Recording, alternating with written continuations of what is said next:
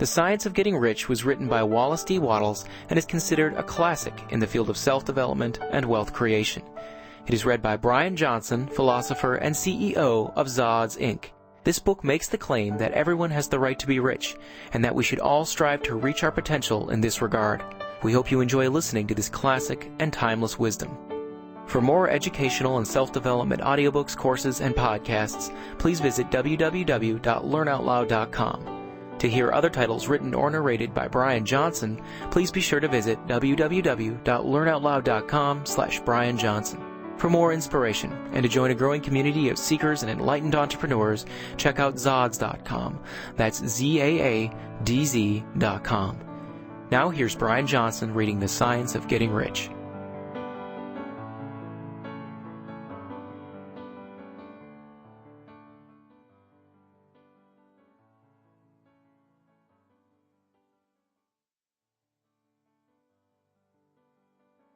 The Science of Getting Rich. The Preface. This book is pragmatical, not philosophical, a practical manual, not a treatise upon theories. It is intended for the men and women whose most pressing need is for money, who wish to get rich first and philosophize afterward. It is for those who have, so far, found neither the time, the means, nor the opportunity to go deeply into the study of metaphysics, but who want results and who are willing to take the conclusions of science as a basis for action, without going into all the processes by which those conclusions were reached. It is expected that the reader will take the fundamental statements upon faith, just as he would take statements concerning a law of electrical action if they were promulgated by a Marconi or an Edison, and, taking the statements upon faith, that he will prove their truth by acting upon them without fear or hesitation. Every man or woman who does this will certainly get rich, for the science herein applied is an exact science, and failure is impossible. For the benefit, however, of those who wish to investigate philosophical theories, and so secure a logical basis for faith, I will here cite certain authorities. The monistic theory of the universe, the theory that one is all, and that all is one, that one substance manifests itself as the seeming many elements of the material world, is of Hindu origin, and has been gradually winning its way into the thought of the Western world for 200 years.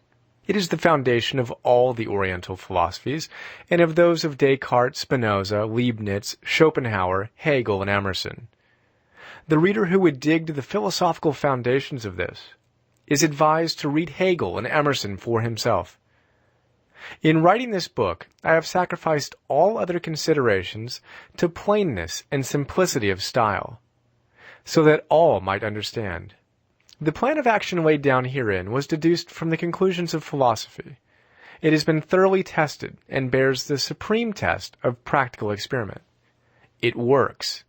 If you wish to know how the conclusions were arrived at, read the writings of the authors mentioned above. And if you wish to reap the fruits of their philosophies in actual practice, read this book and do exactly as it tells you to do. The Author. Chapter 1. The Right to be Rich. Whatever may be said in praise of poverty, the fact remains that it is not possible to live a really complete or successful life unless one is rich. No man can rise to his greatest possible height in talent or soul development unless he has plenty of money. For to unfold the soul and to develop talent, he must have many things to use, and he cannot have these things unless he has money to buy them with. A man develops in mind, soul, and body by making use of things, and society is so organized that man must have money in order to become the possessor of things. Therefore, the basis of all advancement for man must be the science of getting rich. The object of all life is development, and everything that lives has an inalienable right to all the development is capable of attaining. Man's right to life means his right to have the free and unrestricted use of all the things which may be necessary to his fullest mental, spiritual, and physical unfoldment, or, in other words, his right to be rich. In this book, I shall not speak of riches in a figurative way.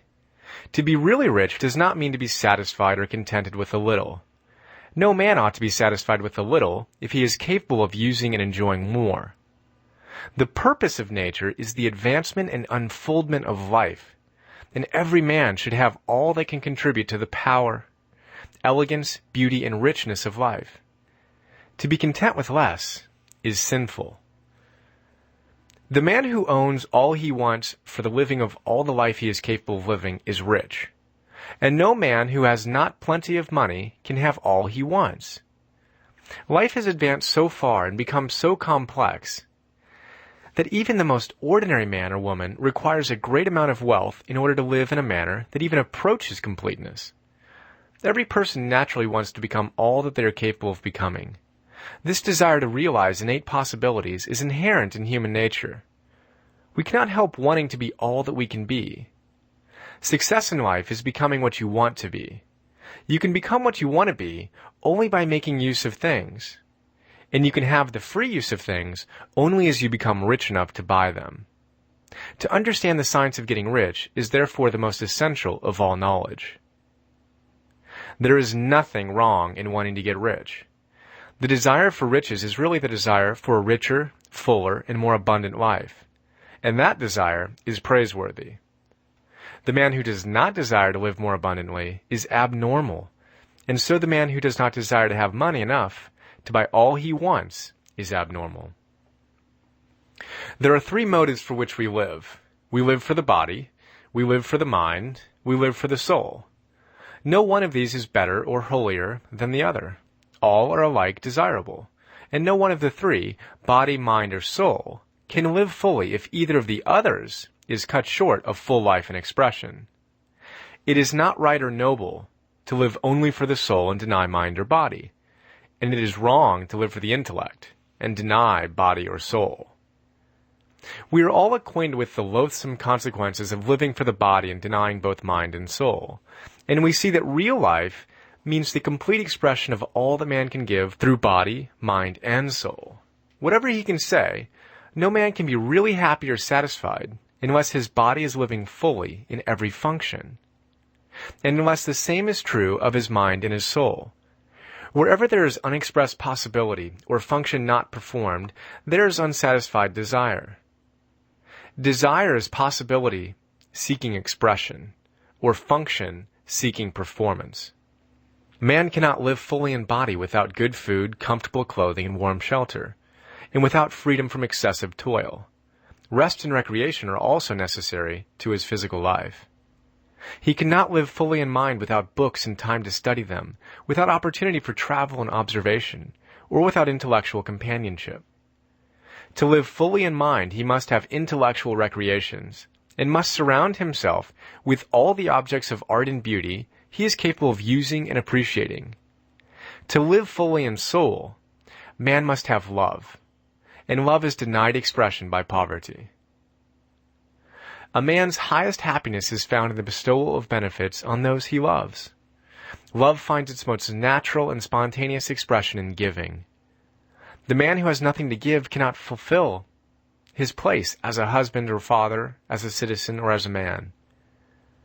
It is in the use of material things that a man finds full life for his body, develops his mind, and unfolds his soul.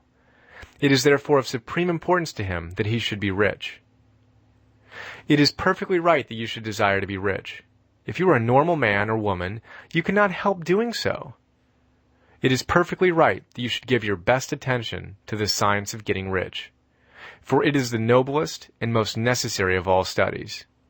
If you neglect this study, you are derelict in your duty to yourself, to God and humanity. For you can render to God and humanity no greater service than to make the most of yourself. There is a science of getting rich, and it is an exact science, like algebra or arithmetic. There are certain laws which govern the process of acquiring riches. Once these laws are learned and obeyed by any man, he will get rich with mathematical certainty.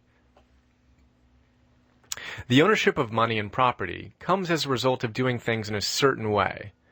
Those who do things in this certain way, whether on purpose or accidentally, get rich, while those who do not do these things, no matter how hard they work or how able they are, remain poor. It is a natural law that like causes always produce like effects, and therefore any man or woman who learns to do things in this certain way will infallibly get rich. That the above statement is true is shown by the following facts.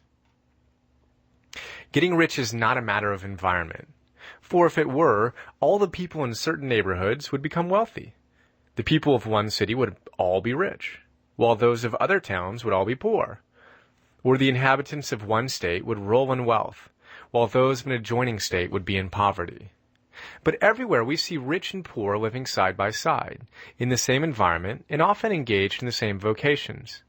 When two men are in the same locality, and in the same business, and one gets rich while the other remains poor, it shows that getting rich is not, primarily, a matter of environment.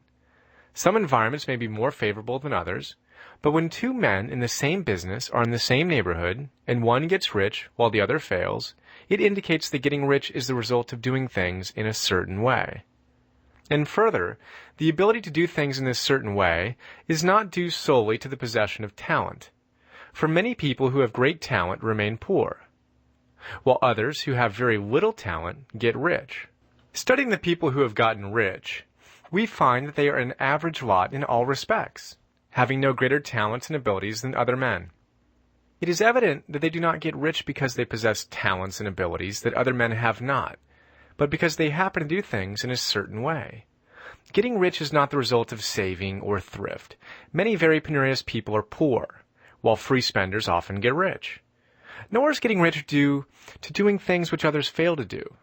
For two men in the same business often do almost exactly the same things, and one gets rich while the other remains poor or becomes bankrupt. From all these things, we must come to the conclusion that getting rich is the result of doing things in a certain way. If getting rich is the result of doing things in a certain way, and if like causes always produce like effects, then any man or woman who can do things in that way can become rich, and the whole matter is brought within the domain of exact science. The question arises here, whether this certain way may not be so difficult that only a few may follow it. This cannot be true, as we have seen so far as natural ability is concerned. Talented people get rich, and blockheads get rich. Intellectually brilliant people get rich, and very stupid people get rich. Physically strong people get rich, and weak and sickly people get rich. Some degree of ability to think and understand is, of course, essential.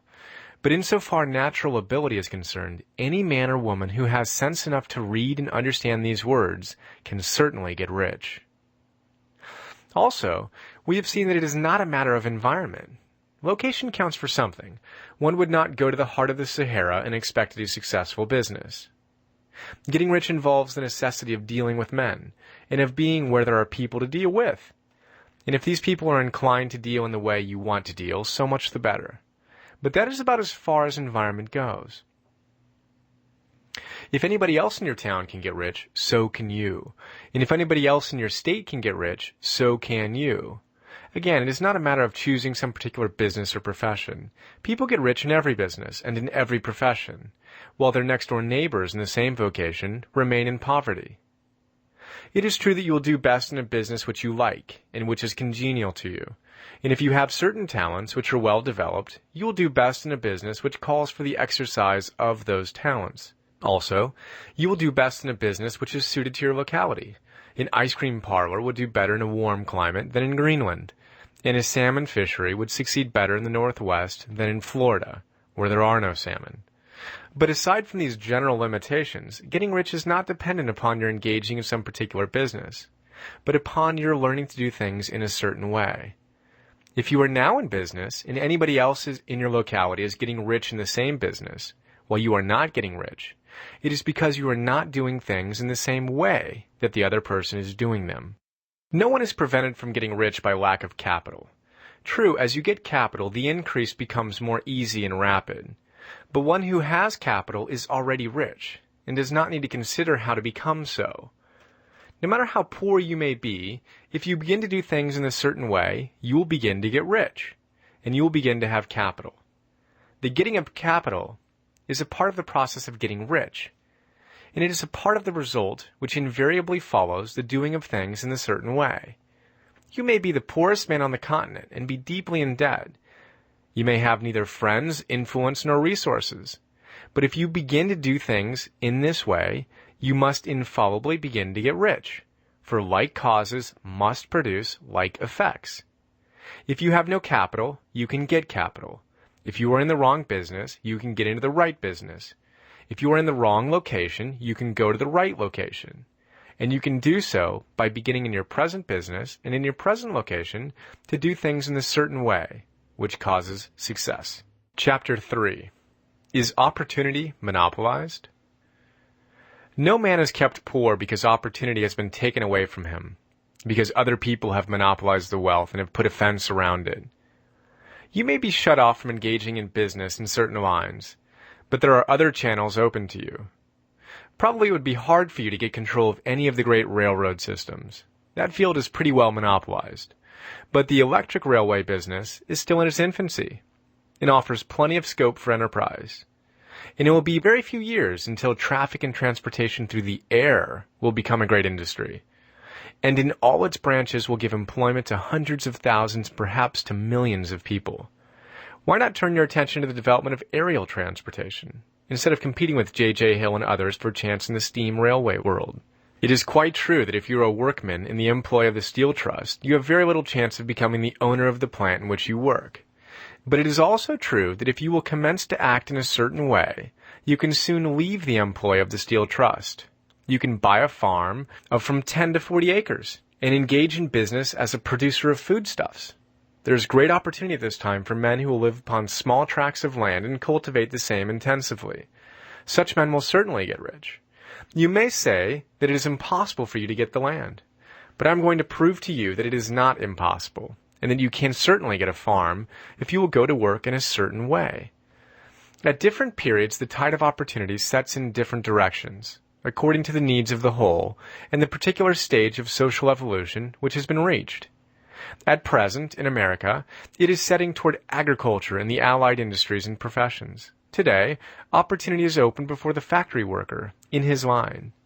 It is open before the businessman who supplies the farmer more than before the one who supplies the factory worker, and before the professional man who waits upon the farmer more than before the one who serves the working class. There is abundance of opportunity for the man who will go with the tide instead of trying to swim against it. So the factory workers, either as individuals or as a class, are not being deprived of opportunity.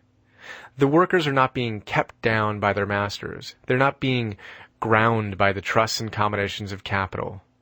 As a class, they are where they are because they do not do things in a certain way. If the workers of America chose to do so, they could follow the example of their brothers in Belgium and other countries and establish great department stores and cooperative industries. They could elect men of their own class to office and pass laws favoring the development of such cooperative industries. In a few years, they could take peaceful possession of the industrial field. The working class may become the master class whenever they will begin to do things in a certain way. The law of wealth is the same for them as it is for all others. This they must learn, and they will remain where they are as long as they continue to do as they do. The individual worker, however, is not held down by the ignorance or the mental slothfulness of his class. He can follow the tide of opportunity to riches, and this book will tell him how. No one is kept in poverty by a shortness in the supply of riches. There is more than enough for all. A palace as large as the Capitol at Washington might be built for every family on earth from the building material in the United States alone. And under intensive cultivation, this country would produce wool, cotton, linen, and silk, enough to clothe each person in the world finer than Solomon was arrayed in all his glory, together with food enough to feed them all luxuriously. The visible supply is practically inexhaustible, and the invisible supply really is inexhaustible. Everything you see on earth is made from one original substance, out of which all things proceed. New forms are constantly being made, and older ones are dissolving, but all are shapes assumed by one thing. There is no limit to the supply of formless stuff or original substance. The universe is made out of it, but it was not all used in making the universe. The spaces in, through, and between the forms of the visible universe are permeated and filled with the original substance, with the formless stuff. with the raw material of all things. 10,000 times as much as has been made might still be made. And even then we should not have exhausted the supply of universal raw material. No man, therefore, is poor because nature is poor, or because there is not enough to go around. Nature is an inexhaustible storehouse of riches. The supply will never run short. Original substance is alive with creative energy and is constantly producing more forms. When the supply of building material is exhausted, more will be produced. When the soil is exhausted so that foodstuffs and materials for clothing will no longer grow upon it, it'll be renewed, or more soil will be made. When all the gold and silver has been dug from the earth, if man is still in such a stage of social development that he needs gold and silver, more will be produced from the formless.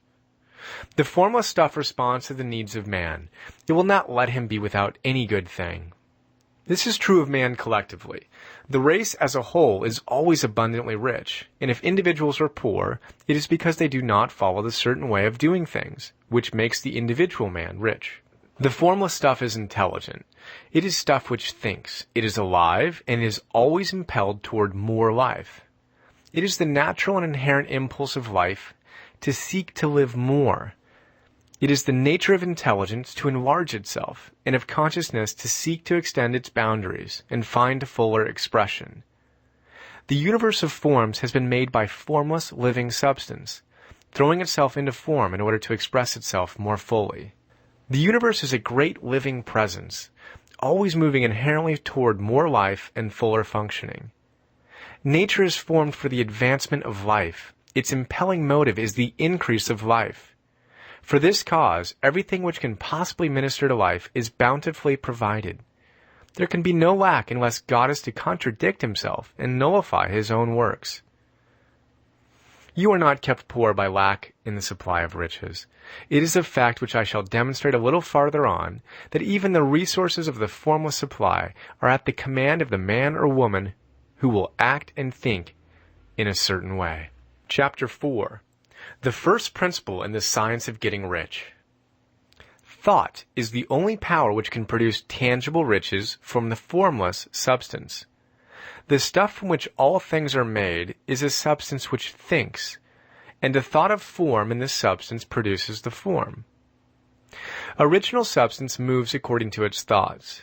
Every form and process you see in nature is the visible expression of a thought in original substance. As the formless stuff thinks of a form, it takes that form. As it thinks of a motion, it makes that motion. That is the way all things were created. We live in a thought world, which is part of a thought universe. The thought of a moving universe extended throughout formless substance, and the thinking stuff, moving according to that thought, took the form of systems of planets and maintains that form. Thinking substance takes the form of its thought and moves according to the thought.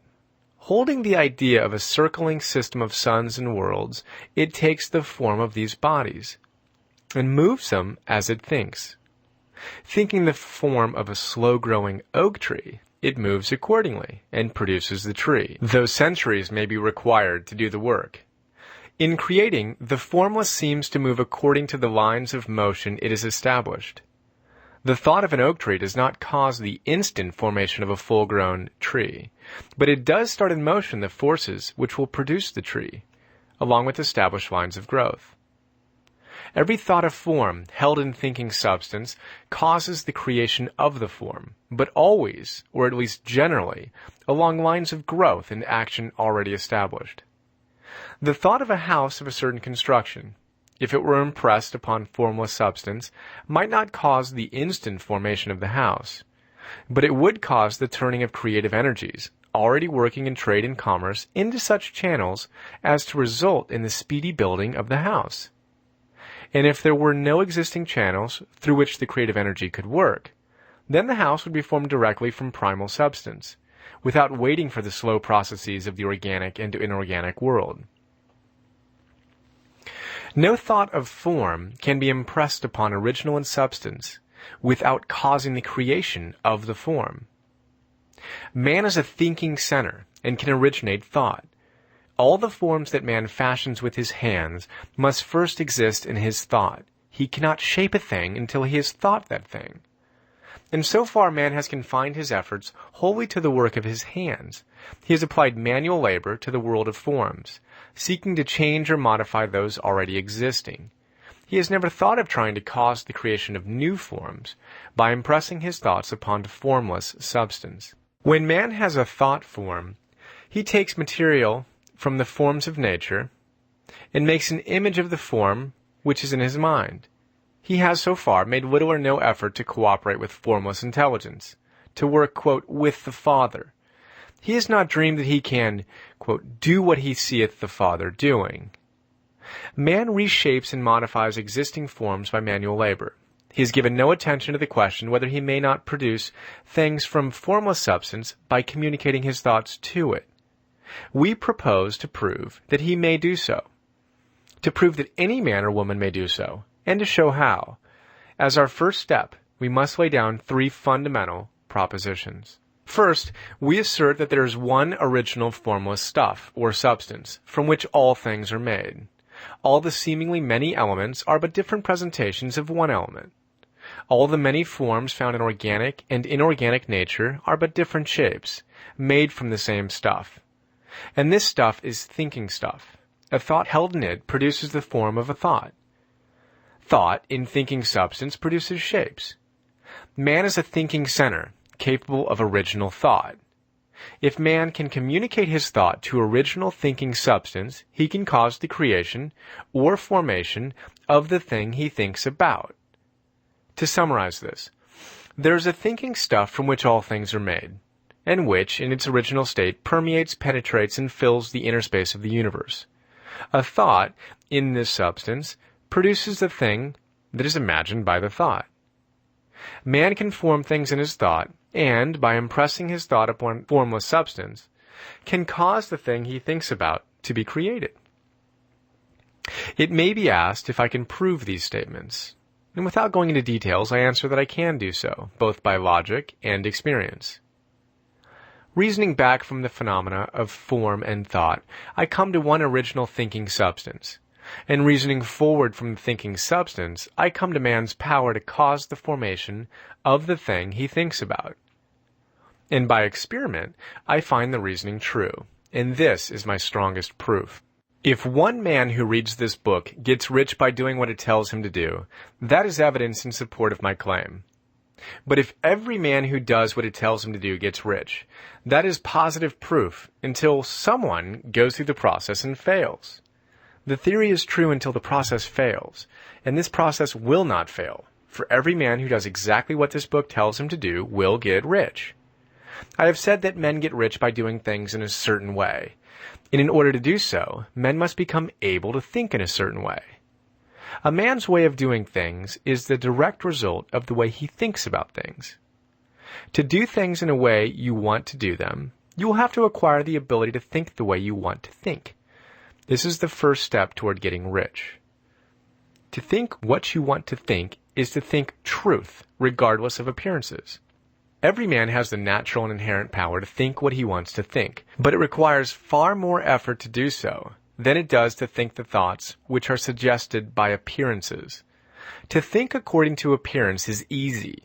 To think truth, regardless of appearances, is laborious and requires the expenditure of more power than any other work man is called upon to perform.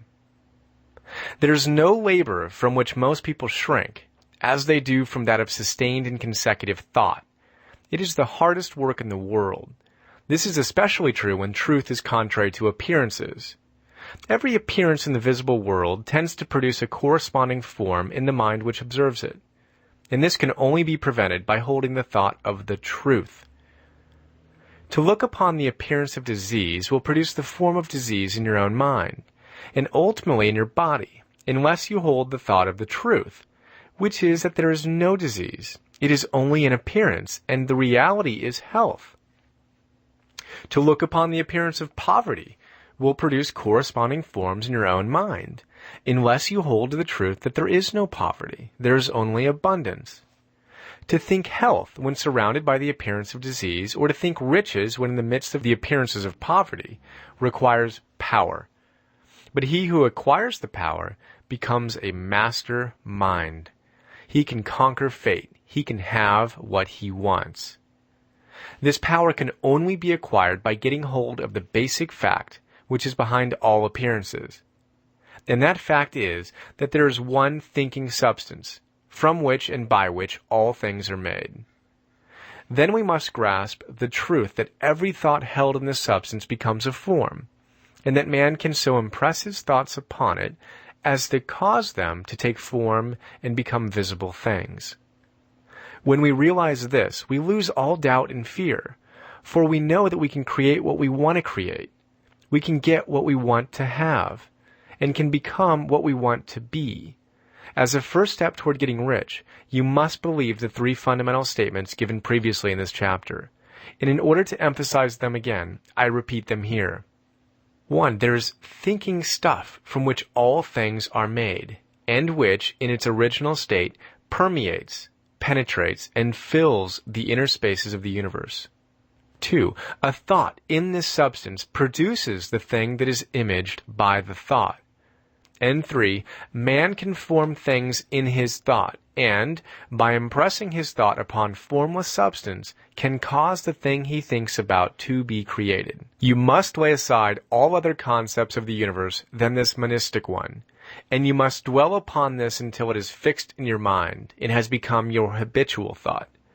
Read these creed statements over and over again. Fix every word upon your memory, and meditate upon them until you firmly believe what they say. If a doubt comes to you, cast it aside as a sin.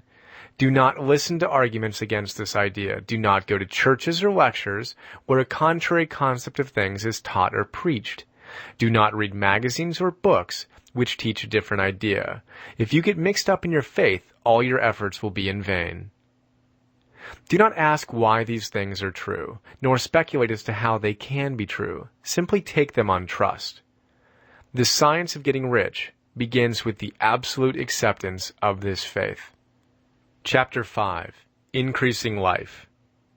You must get rid of the last vestige of the old idea that there is a deity whose will it is that you should be poor, or whose purposes may be served by keeping you in poverty.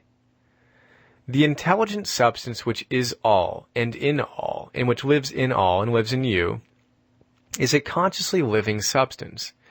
Being a consciously living substance, it must have the nature and inherent desire of every living intelligence for increase of life. Every living thing must continually seek for the enlargement of its life, because life, in the mere act of living, must increase itself. A seed, dropped into the ground, springs into activity, and in the act of living produces 100 more seeds. Life, by living, multiplies itself. It is forever becoming more. It must do so, if it continues to be at all. Intelligence is under the same necessity for continuous increase. Every thought we think makes it necessary for us to think another thought. Consciousness is continually expanding. Every fact we learn leads us to the learning of another fact. Knowledge is continually increasing. Every talent we cultivate brings to the mind the desire to cultivate another talent. We are subject to the urge of life, seeking expression, which ever drives us on to know more, to do more, and to be more. In order to know more, do more, and be more, we must have more. We must have things to use, for we learn and do and become only by using things. We must get rich so that we can live more. The desire for riches is simply the capacity for larger life-seeking fulfillment. Every desire is the effort of an unexpressed possibility to come into action. It is power seeking to manifest which causes desire. That which makes you want more money is the same as that which makes the plant grow. It is life seeking fuller expression. The one living substance must be subject to this inherent law of all life. It is permeated with the desire to live more. That is why it is under the necessity of creating things. The one substance desires to live more in you, hence it wants to have all the things you can use. It is the desire of God that you should get rich. He wants you to get rich because he can express himself better through you if you have plenty of things to use in giving him expression. He can live more in you if you have unlimited command of the means of life. The universe desires you to have everything you want to have. Nature is friendly to your plans. Everything is naturally for you. Make up your mind that this is true. It is essential, however, that your purpose should harmonize with the purpose that is in all. You must want real life, not mere pleasure or sensual gratification. Life is the performance of function, and the individual really lives only when he performs every function, physical, mental, and spiritual, of which he is capable, without excess in any. You do not want to get rich in order to live swinishly, for the gratification of animal desires. That is not life. But the performance of every physical function is a part of life, and no one lives completely who denies the impulses of the body a normal and healthful expression. You do not want to get rich solely to enjoy mental pleasures, to get knowledge, to gratify ambition, to outshine others, to be famous. All these are a legitimate part of life, but the man who lives for the pleasures of the intellect alone will only have a partial life, and will never be satisfied with his lot. You do not want to get rich solely for the good of others, to lose yourself for the salvation of mankind, to experience the joys of philanthropy and sacrifice. The joys of the soul are only a part of life, and they are no better or nobler than any other part. You want to get rich in order that you may eat, drink, and be merry when it is time to do these things, in order that you may surround yourself with beautiful things, see distant lands, feed your mind, and develop your intellect, in order that you may love men and do kind things, and be able to play a good part in helping the world to find truth. But remember that extreme altruism is no better and no nobler than extreme selfishness. Both are mistakes. Get rid of the idea that God wants you to sacrifice yourself for others, and that you can secure His favor by doing so. God requires nothing of the kind. What He wants is that you should make the most of yourself, and for others. And you can help others more by making the most of yourself than in any other way. You can make the most of yourself only by getting rich. So it is right and praiseworthy that you should give your first and best thought to the work of acquiring wealth. Remember, however, that the desire of substance is for all, and its movements must be for more life to all. It cannot be made to work for less life to any, because it is equally in all, seeking riches in life. Intelligent substance will make things for you, but it will not take things away from someone else and give them to you. You must get rid of the thought of competition. You are to create, not to compete for what is already created. You do not have to take anything away from anyone. You do not have to drive sharp bargains. You do not have to cheat or to take advantage. You do not need to let any man work for you for less than he earns. You do not have to covet the property of others, or to look at it with wishful eyes. No man has anything of which you cannot have the like, and that without taking what he has away from him. You are to become a creator, not a competitor. You are going to get what you want, but in such a way that when you get it, every other man will have more than he has now. I am aware that there are men who get a vast amount of money by proceeding in direct opposition to the statements in the paragraph above, and may add a word of explanation here. Men of the plutocratic type, who become very rich, do so sometimes purely by the extraordinary ability on the plane of competition, and sometimes they unconsciously relate themselves to substance in its great purposes and movements for the general racial upbuilding through industrial evolution. Rockefeller, Carnegie, Morgan, et al. Have been the unconscious agents of the Supreme in the necessary work of systematizing and organizing productive industry, and in the end, their work will contribute immensely toward increased life for all. Their day is nearly over. They have organized production and will soon be succeeded by the agents of the multitude, who will organize the machinery of distribution. The multimillionaires are like the monster reptiles of the prehistoric eras. They play a necessary part in the evolutionary process, but the same power which produced them will dispose of them, and it is well to bear in mind that they have never been really rich. A record of the private lives of most of this class will show that they have been really some of the most abject and wretched of the poor. Riches secured on the competitive plane are never satisfactory and permanent. They are yours today and another's tomorrow. Remember, if you are to become rich in a scientific and certain way, you must rise entirely out of the competitive thought. You must never think for a moment that the supply is limited. Just as soon as you begin to think that all the money is being cornered and controlled by bankers and others, and that you must exert yourself to get laws passed to stop this process and so on, in that moment, you drop into the competitive mind, and your power to cause creation is gone for the time being.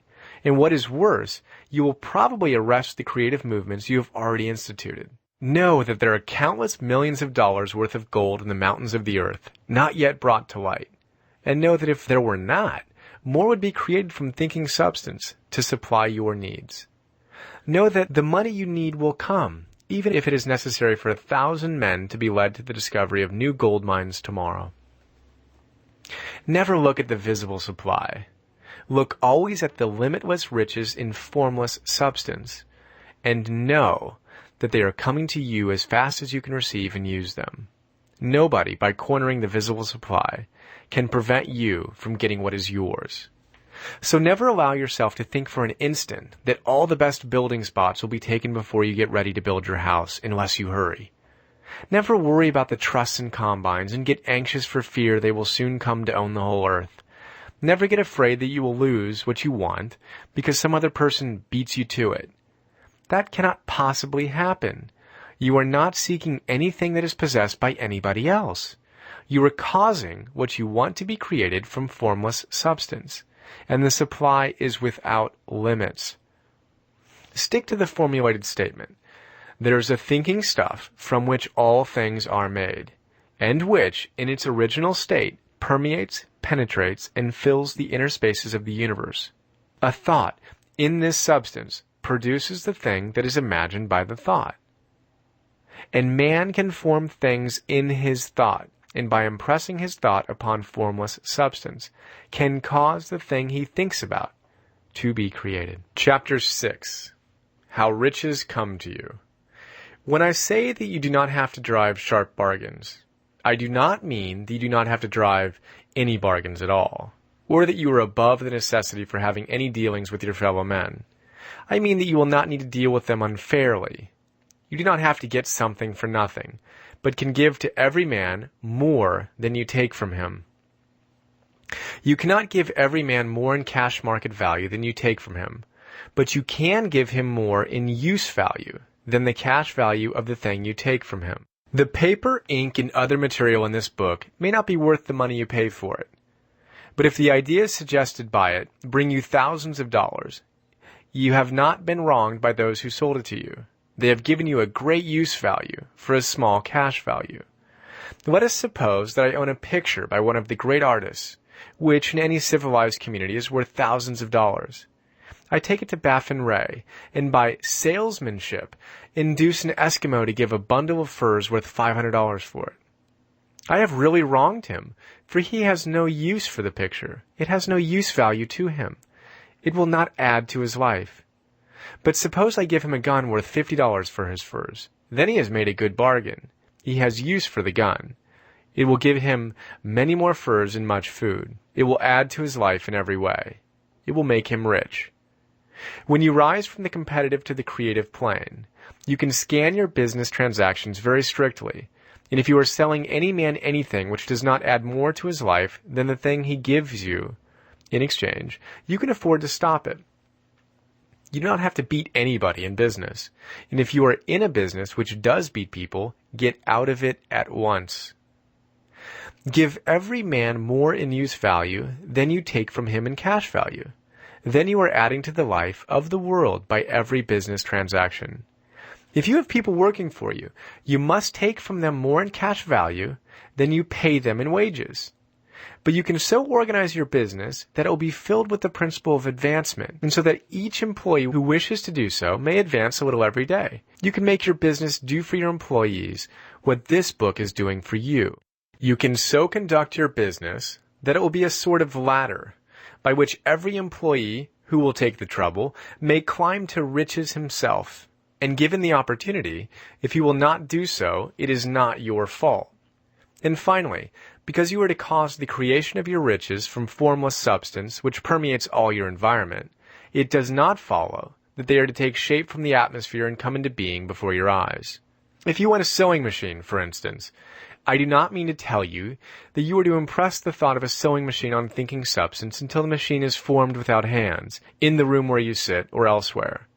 But if you want a sewing machine, hold the mental image of it with the most positive certainty that it is being made, or is on its way to you. Once forming the thought, have the most absolute and unquestioning faith that the sewing machine is coming. Never think of it or speak of it in any other way than as being sure to arrive. Claim it as already yours. It will be brought to you by the power of the supreme intelligence, acting upon the minds of men. If you live in Maine, it may be that a man will be brought from Texas or Japan to engage in some transaction which will result in your getting what you want. If so, the whole matter will be as much to that man's advantage as it is to yours. Do not forget for a moment that the thinking substance is through all, in all, communicating with all, and can influence all. The desire of thinking substance for fuller life and better living has caused the creation of all the sewing machines already made, and it can cause the creation of millions more, and will, whenever men set it in motion by desire and faith, and by acting in a certain way.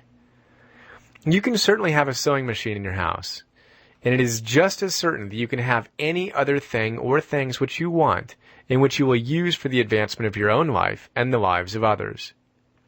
You need not hesitate about asking largely. It is your Father's pleasure to give you the kingdom, said Jesus. Original substance wants to live all that is possible in you, and wants you to have all that you can or will use for the living of the most abundant life.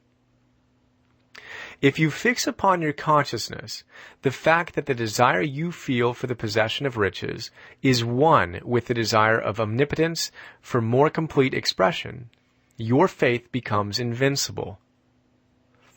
Once I saw a little boy sitting at a piano and vainly trying to bring harmony out of the keys, and I saw that he was grieved and provoked by his inability to play real music.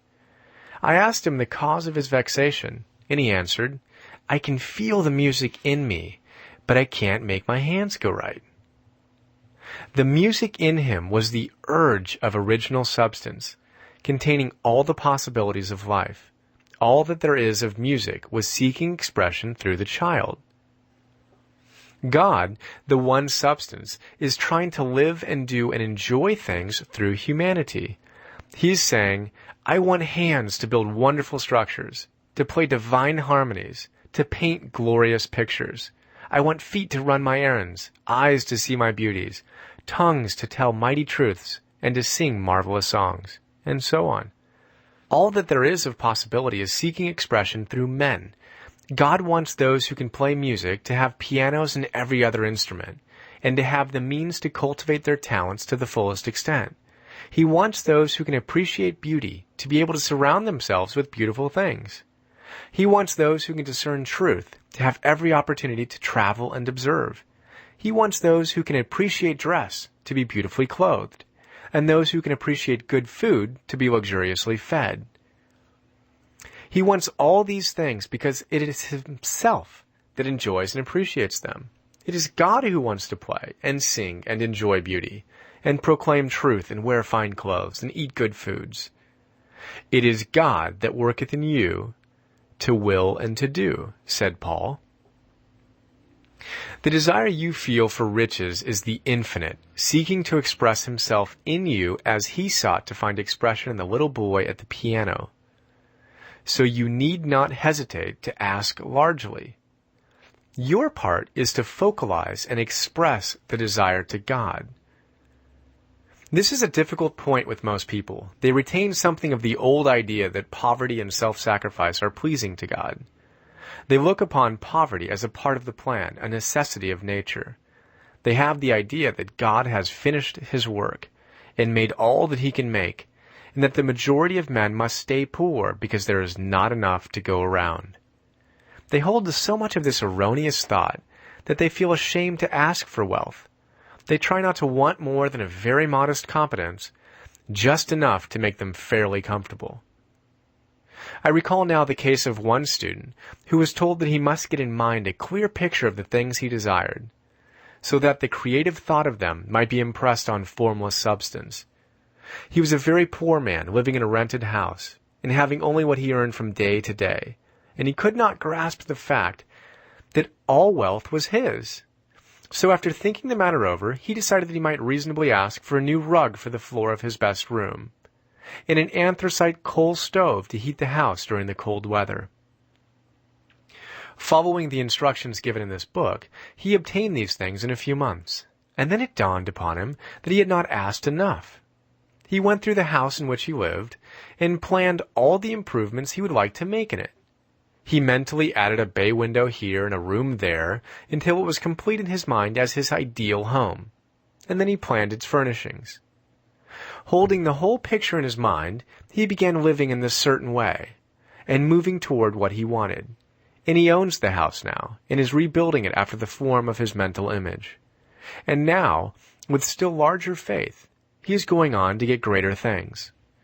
And it has been unto him according to his faith. Chapter 7.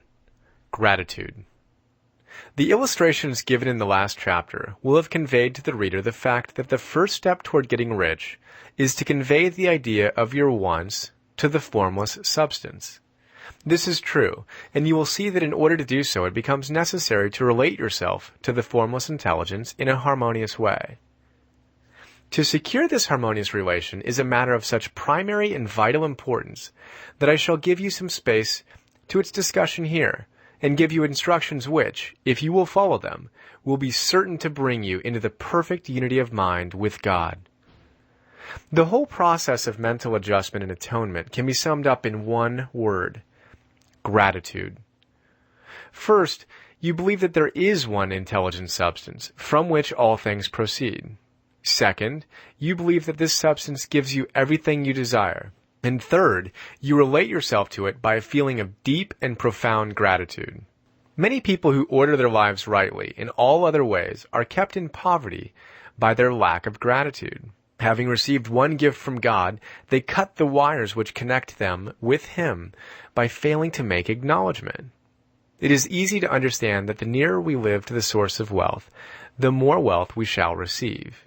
And it is easy also to understand that the soul that is always grateful lives in closer touch with God than the one which never looks to Him in thankful acknowledgement.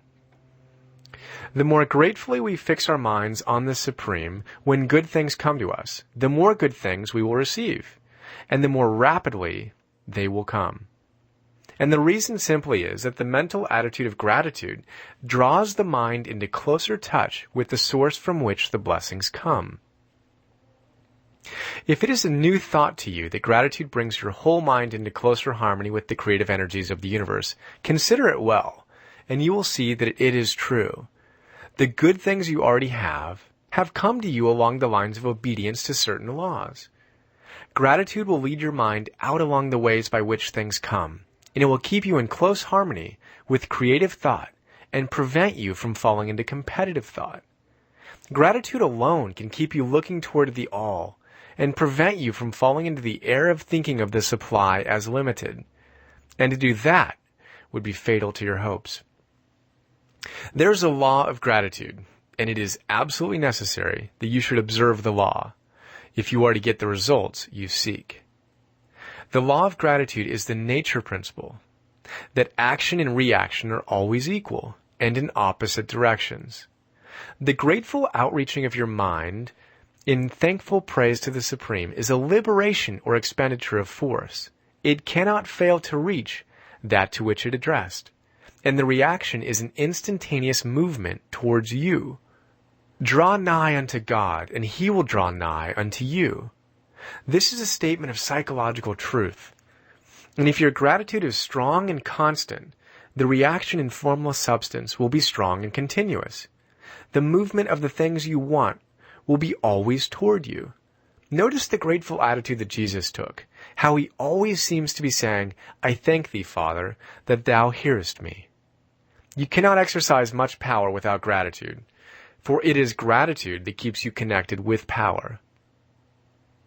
But the value of gratitude does not consist solely in getting you more blessings in the future. Without gratitude, you cannot long keep from dissatisfied thought regarding things as they are. The moment you permit your mind to dwell with dissatisfaction upon things as they are, you begin to lose ground. You fix attention upon the common, the ordinary, the poor, and the squalid and mean, and your mind takes the form of these things. Then you will transmit these forms or mental images to the formless, and the common, the poor, the squalid, and the mean will come to you. To permit your mind to dwell upon the inferior is to become inferior, and to surround yourself with inferior things. On the other hand, to fix your attention on the best is to surround yourself with the best, and to become the best. The creative power within us makes us into the image of that to which we give our attention. We are thinking substance, and thinking substance always takes the form of that which it thinks about. The grateful mind is constantly fixed upon the best. Therefore, it tends to become the best. It takes the form or character of the best and will receive the best. Also, faith is born of gratitude. The grateful mind continually expects good things, and expectation becomes faith. The reaction of gratitude upon one's mind produces faith, and every outgoing wave of grateful thanksgiving increases faith. He who has no feeling of gratitude cannot long retain a living faith. And without a living faith, you cannot get rich by the creative method, as we shall see in the following chapters. It is necessary, then, to cultivate the habit of being grateful for every good thing that comes to you, and to give thanks continuously. And because all things have contributed to your advancement, you should include all things in your gratitude. Do not waste time thinking or talking about the shortcomings or wrong actions of plutocrats or trust magnates. Their organization of the world has made your opportunity. All you get really comes to you because of them. Do not rage against corrupt politicians. If it were not for politicians, we should fall into anarchy, and your opportunity would be greatly lessened. God has worked a long time and very patiently to bring us to where we are in industry and government, and He is going right on with His work. There is not the least doubt that He will do away with plutocrats, trust magnates, captains of industry, and politicians as soon as they can be spared. But in the meantime, behold, they are all very good. Remember that they are helping to arrange the lines of transmission, along which your riches will come to you, and be grateful to them all. This will bring you into harmonious relations with the good in everything, and the good in everything will move toward you. And it is so with you and with all of us. Chapter 8. Thinking in the Certain Way. Turn back to Chapter 6 and read again the story of the man who formed a mental image of his house, and you will get a fair idea of the initial step toward getting rich. You must form a clear and definite mental picture of what you want. You cannot transmit an idea unless you have it yourself. You must have it before you can give it. And many people fail to impress thinking substance because they have themselves only a vague and misty concept of the things they want to do, to have, or to become. It is not enough that you should have a general desire for wealth to, quote, do good with. Everybody has that desire. It is not enough that you should have a wish to travel, see things, live more, etc.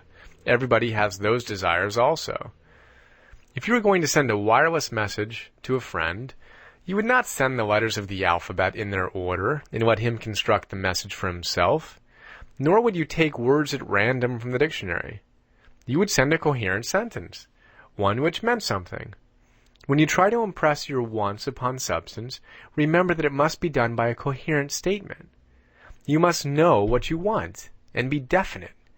You can never get rich or start the creative power into action by sending out unformed longings and vague desires. Go over your desires just as the man I have described went over his house.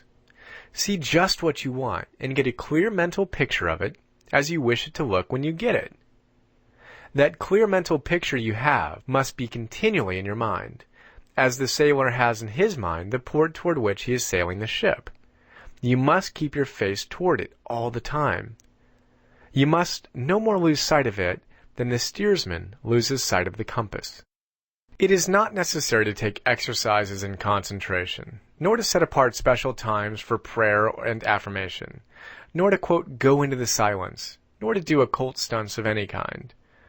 These things are well enough, but all you need is to know what you want, and to want it badly enough so that it will stay in your thoughts. Spend as much of your leisure time as you can in contemplating your picture. But no one needs to take exercises to concentrate his mind on a thing which he really wants. It is the things you do not really care about which require effort to fix your attention upon. And unless you really want to get rich, so that the desire is strong enough to hold your thoughts directed to the purpose, as the magnetic pole holds the needle of the compass, it will hardly be worthwhile for you to try to carry out the instructions given in this book. The methods herein set forth are for people whose desire for riches is strong enough to overcome mental laziness and the love of ease, and make them work. The more clear and definite you make your picture then, and the more you dwell upon it, bringing out all its delightful details, the stronger your desire will be. And the stronger your desire, the easier it will be to hold your mind upon it and fixed upon the picture of what you want. Something more is necessary, however, than merely to see the picture clearly. If that is all you do, you're only a dreamer, and you will have little or no power for accomplishment. Behind your clear vision must be the purpose to realize it, to bring it out in tangible expression.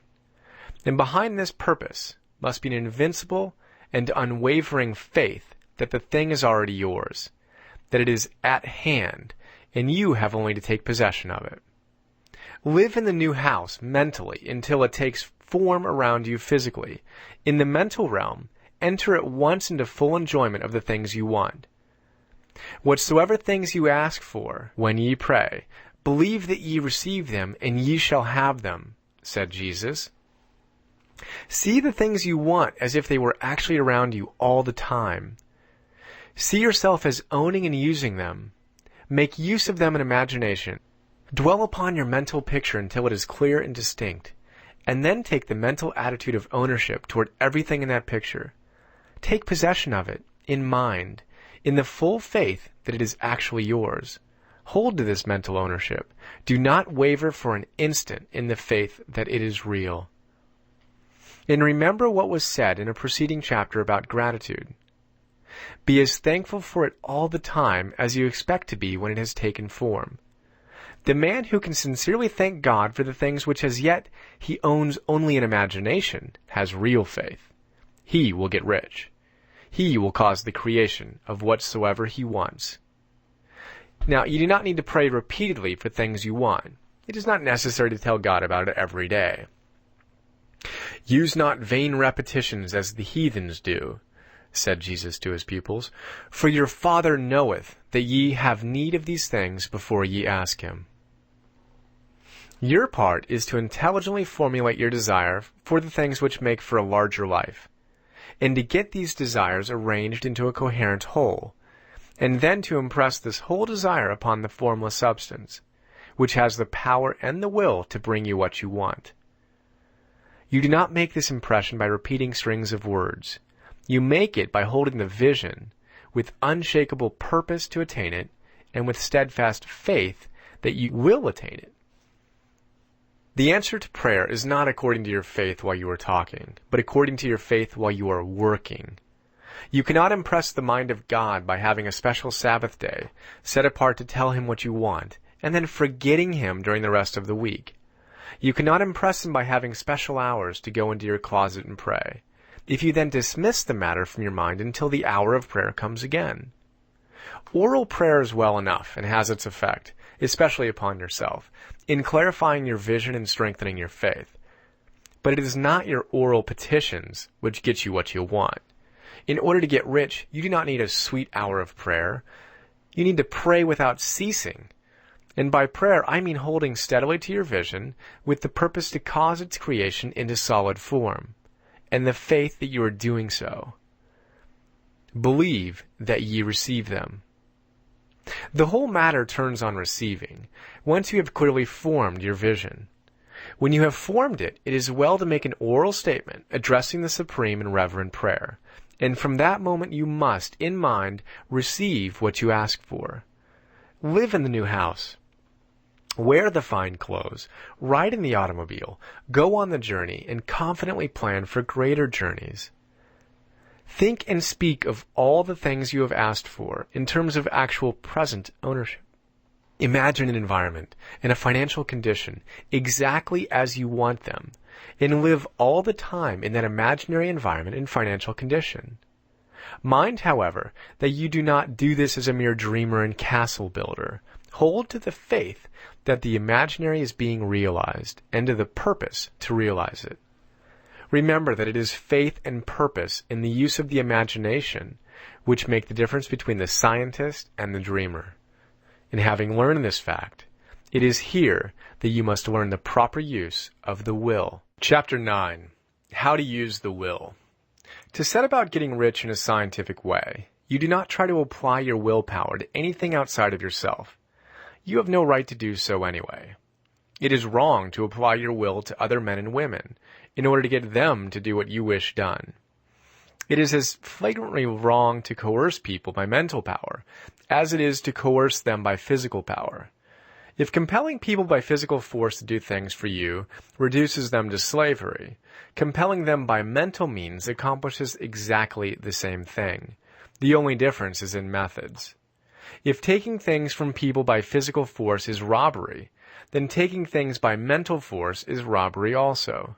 There is no difference in principle. You have no right to use your willpower upon another person, even if for his own good, for you do not know what is for his good. The science of getting rich does not require you to apply power or force to any person in any way whatsoever. There is not the slightest necessity for doing so.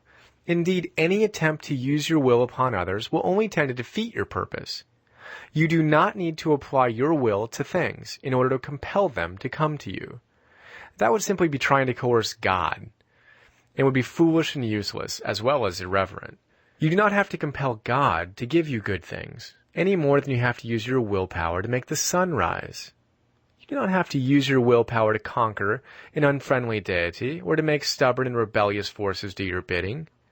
Substance is friendly to you, and is more anxious to give you what you want than you are to get it. To get rich, you need only to use your willpower upon yourself. When you know what to think and do, then you must use your will to compel yourself to think and do the right things. That is the legitimate use of the will in getting what you want, to use it in holding yourself to the right course. Use your will to keep yourself thinking and acting in a certain way. Do not try to project your will or your thoughts or your mind out into space, to act on things or people. Keep your mind at home. You can accomplish more there than elsewhere. Use your mind to form a mental image of what you want, and to hold that vision with faith and purpose, and use your will to keep your mind working in the right way. The more steady and continuous your faith and purpose, the more rapidly you will get rich, because you will make only positive impressions upon substance, and you will not neutralize or offset them by negative impressions. The picture of your desires, held with faith and purpose, is taken up by the formless, and permeates it to great distances, throughout the universe for all I know. As this impression spreads, all things are set moving towards its realization. Every living thing, every inanimate thing, and the things yet uncreated are stirred toward bringing it into being. All force begins to be exerted in that direction. All things begin to move toward you. The minds of people everywhere are influenced toward doing the things necessary to the fulfilling of your desires, and they work for you unconsciously. But you can check all this by starting a negative impression in the formless substance. Doubt or unbelief is as certain to start a movement away from you as faith and purpose are to start one toward you.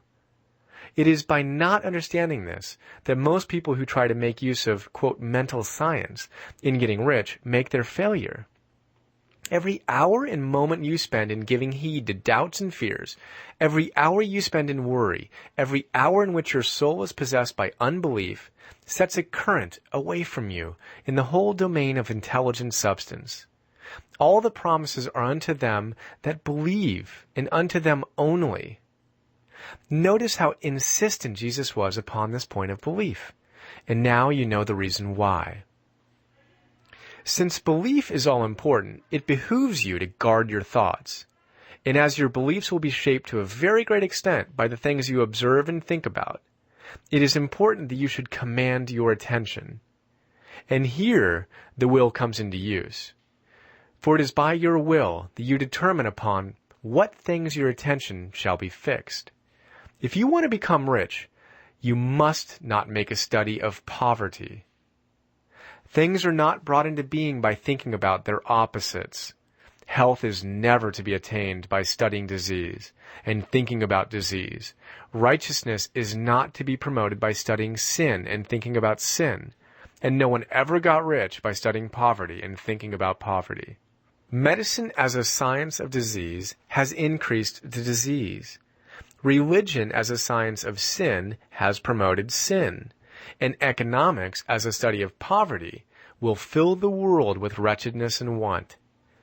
Do not talk about poverty. Do not investigate it or concern yourself with it. Never mind what its causes are. You have nothing to do with them. What concerns you is the cure. Do not spend your time in charitable work or charity movements. All charity only tends to perpetuate the wretchedness it aims to eradicate.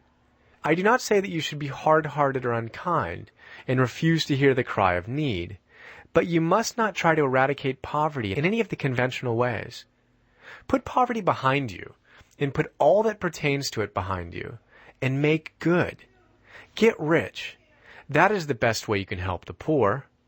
And you cannot hold the mental image which is to make you rich if you fill your mind with pictures of poverty. Do not read books or papers which give circumstantial accounts of the wretchedness of the tenement dwellers, of the horrors of child labor, and so on. Do not read anything which fills your mind with gloomy images of want and suffering. You cannot help the poor in the least by knowing about these things, and the widespread knowledge of them does not tend at all to do away with poverty.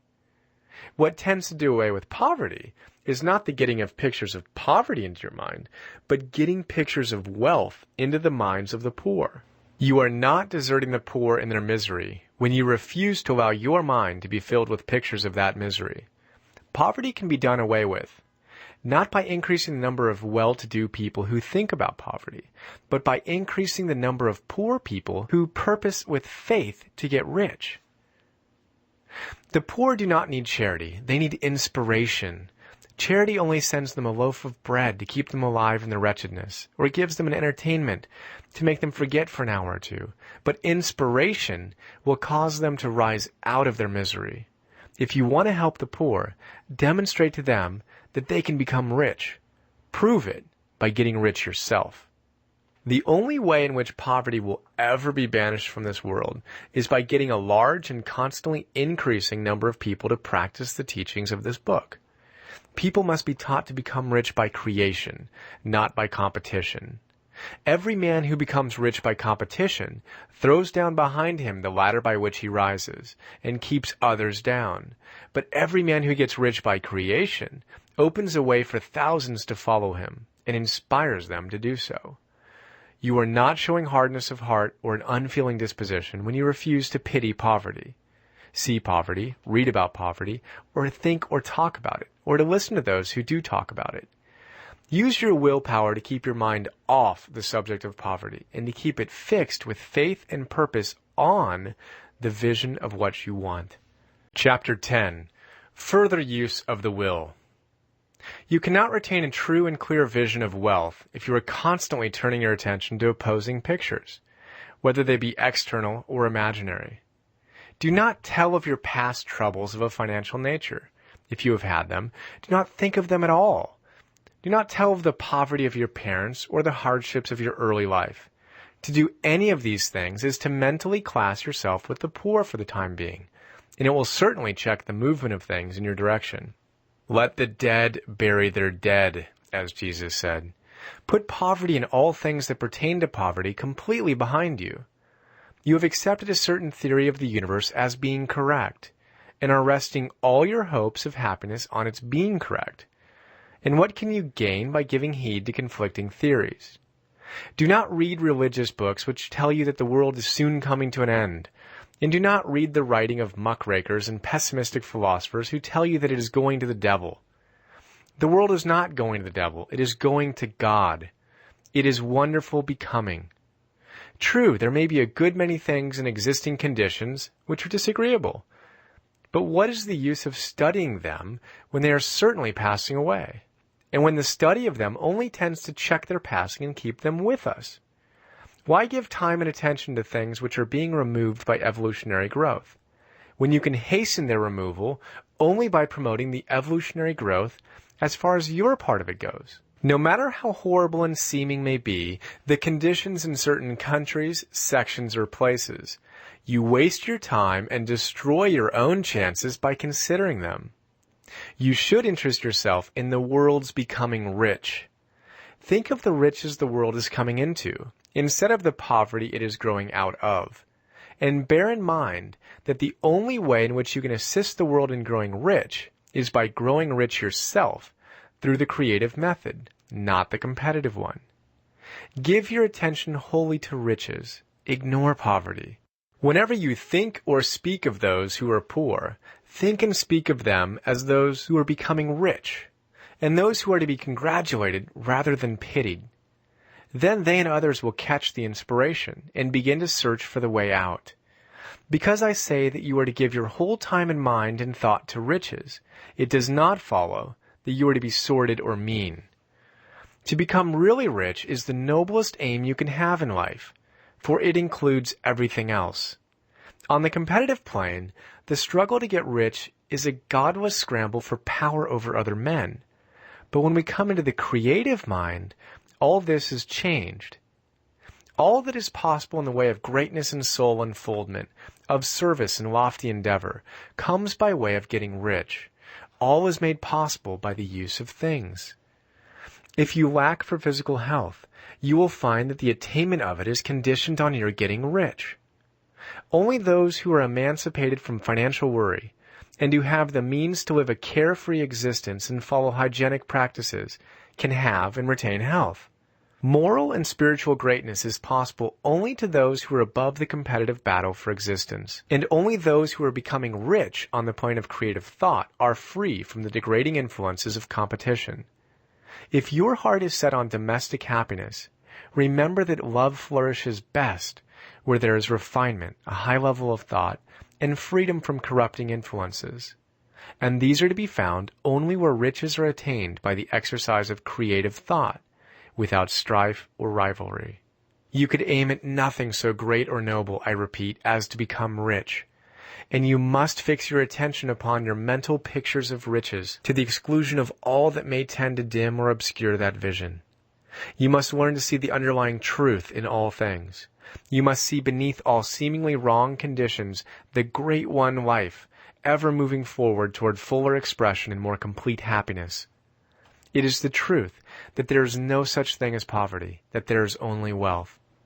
Some people remain in poverty because they are ignorant of the fact that there is wealth for them, and these can best be taught by showing them the way to affluence in your own person and practice.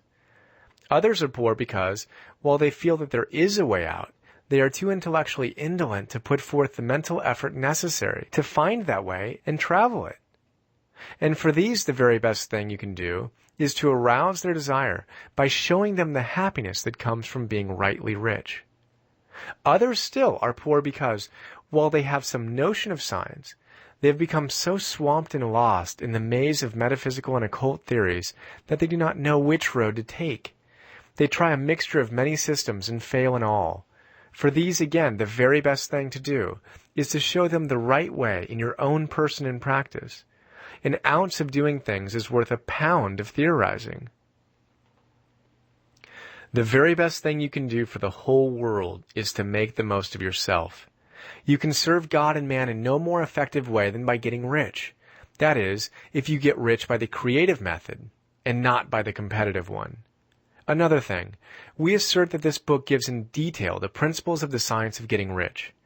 And if that is true, you do not need to read any other book upon the subject. This may sound narrow and egotistical, but consider, there is no more scientific method of computation in mathematics than by addition, subtraction, multiplication, and division.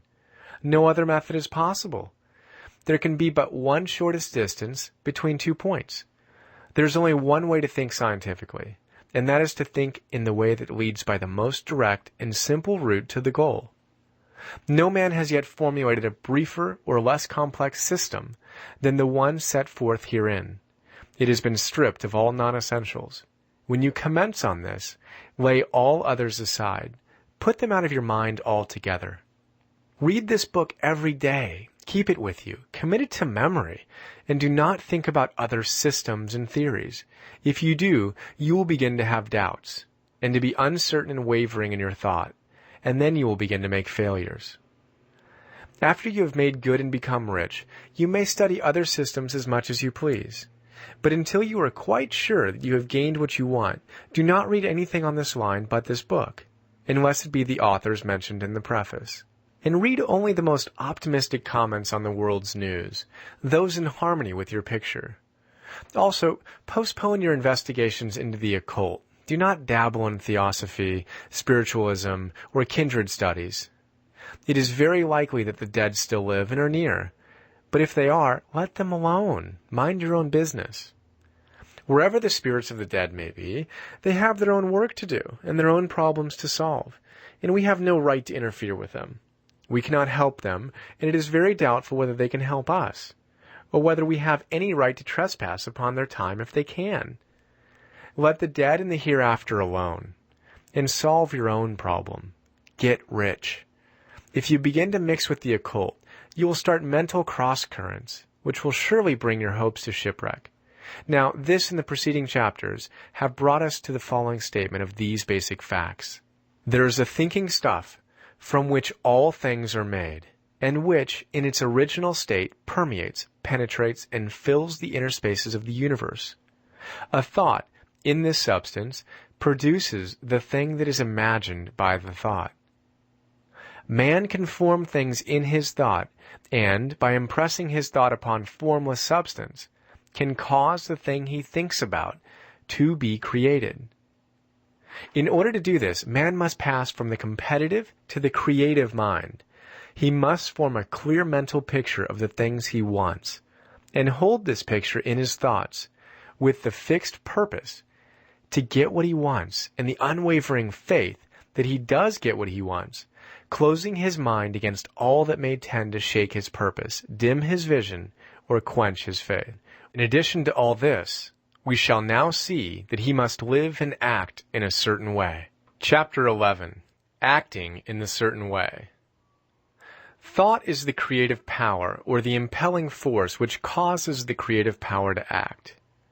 Thinking in a certain way will bring riches to you, but you must not rely upon thought alone, paying no attention to personal action.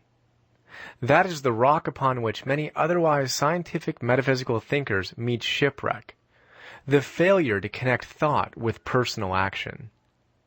We have not yet reached the stage of development, even supposing such a stage to be possible, in which man can create directly from formless substance without nature's processes or the work of human hands. Man must not only think, but his personal action must supplement his thought. By thought you can cause the gold in the hearts of the mountains to be impelled toward you, but it will not mine itself, refine itself, coin itself into double eagles, and come rolling along the road seeking its way into your pocket. Under the impelling power of the Supreme Spirit, men's affairs will be so ordered that someone will be led to mine the gold for you. Other men's business transactions will be so directed that the gold will be brought toward you, and you must so arrange your own business affairs that you may be able to receive it when it comes to you. Your thought makes all things, animate and inanimate, work to bring you what you want. But your personal activity must be such that you can rightly receive what you want when it reaches you. You are not to take it as charity, nor to steal it. You must give every man more in use value than he gives you in cash value. The scientific use of thought consists in forming a clear and distinct mental image of what you want, in holding fast to the purpose to get what you want, and in realizing with grateful faith that you do get what you want. Do not try to project your thought in any mysterious or occult way, with the idea of having it go out and do things for you. That is wasted effort, and will weaken your power to think with sanity. The action of thought in getting rich is fully explained in the preceding chapters. Your faith and purpose positively impress your vision upon formless substance, which has the same desire for more life that you have. And this vision, received from you, sets all the creative forces at work in and through the regular channels of action, but directed toward you. It is not your part to guide or supervise the creative process. All you have to do with that is to retain your vision, stick to your purpose, and maintain your faith and gratitude. But you must act in a certain way, so that you can appropriate what is yours when it comes to you, so that you can meet the things you have in your picture and put them in their proper places as they arrive. You can really see the truth of this. When things reach you, they will be in the hands of other men. You will ask an equivalent for them. And you can only get what is yours by giving the other man what is his. Your pocketbook is not going to be transformed into a Fortunata's purse, which shall be always full of money without effort on your part. This is the crucial point in the science of getting rich, right here, where thought and personal action must be combined. There are very many people who, consciously or unconsciously, set the creative forces in action by the strength and persistence of their desires, but who remain poor because they do not provide for the reception of the thing they want when it comes. By thought, the thing you want is brought to you. By action, you receive it. Whatever your action is to be, it is evident that you must act now. You cannot act in the past, and it is essential to the clearness of your mental vision that you dismiss the past from your mind. You cannot act in the future, for the future is not here yet. And you cannot tell how you will want to act in any future contingency until that contingency has arrived. Because you are not in the right business or the right environment now, do not think that you must postpone action until you get into the right business or environment. And do not spend time in the present, taking thought as to the best course in possible future emergencies. Have faith in your ability to meet any emergency when it arrives. If you act in the present with your mind on the future, your present action will be both divided and not effective. Put your whole mind into present action. Do not give your creative impulse to original substance, and then sit down and wait for results. If you do, you will never get them. Act now. There is never any time but now, and there never will be any time but now. If you are ever to begin to make ready for the reception of what you want, you must begin now. And your action, whatever it is, must most likely be in your present business or employment, and must be upon the persons and things in your present environment. You cannot act where you are not. You cannot act where you have been, and you cannot act where you are going to be. You can act only where you are. Do not bother as to whether yesterday's work was done well or not. Do today's work well. Do not try to do tomorrow's work now. There will be plenty of time to do that when you get to it. Do not try by occult or mystical means to act on people or things that are out of your reach. Do not wait for a change of environment before you act. Get a change of environment by action. You can so act upon the environment in which you are now as to cause yourself to be transferred to a better environment. Hold with faith and purpose the vision of yourself in the better environment, but act upon your present environment with all your heart and with all your strength and with all your mind. Do not spend any time in daydreaming or castle building. Hold to the one vision of what you want and act now. Do not cast about seeking some new thing to do or some strange, unusual, or remarkable action to perform as a first step toward getting rich. It is probable that your actions, at least for some time to come, will be those you have been performing for some time past. But you are to begin now to perform these actions in this certain way, which will surely make you rich. If you are engaged in some business and feel that it is not the right one for you, do not wait until you get into the right business before you begin to act. Do not feel discouraged or sit down and lament because you are misplaced. No man was ever so misplaced that he could not find the right place, and no man ever became so involved in the wrong business but that he couldn't get into the right business. Hold the vision of yourself in the right business with the purpose to get into it, and the faith that you will get into it and are getting into it, but act in your present business. Use your present business as the means of getting a better one, and use your present environment as the means of getting into a better one. Your vision of the right business, if held with faith and purpose, will cause the Supreme to move the right business toward you, and your action, if performed in a certain way, will cause you to move toward the business.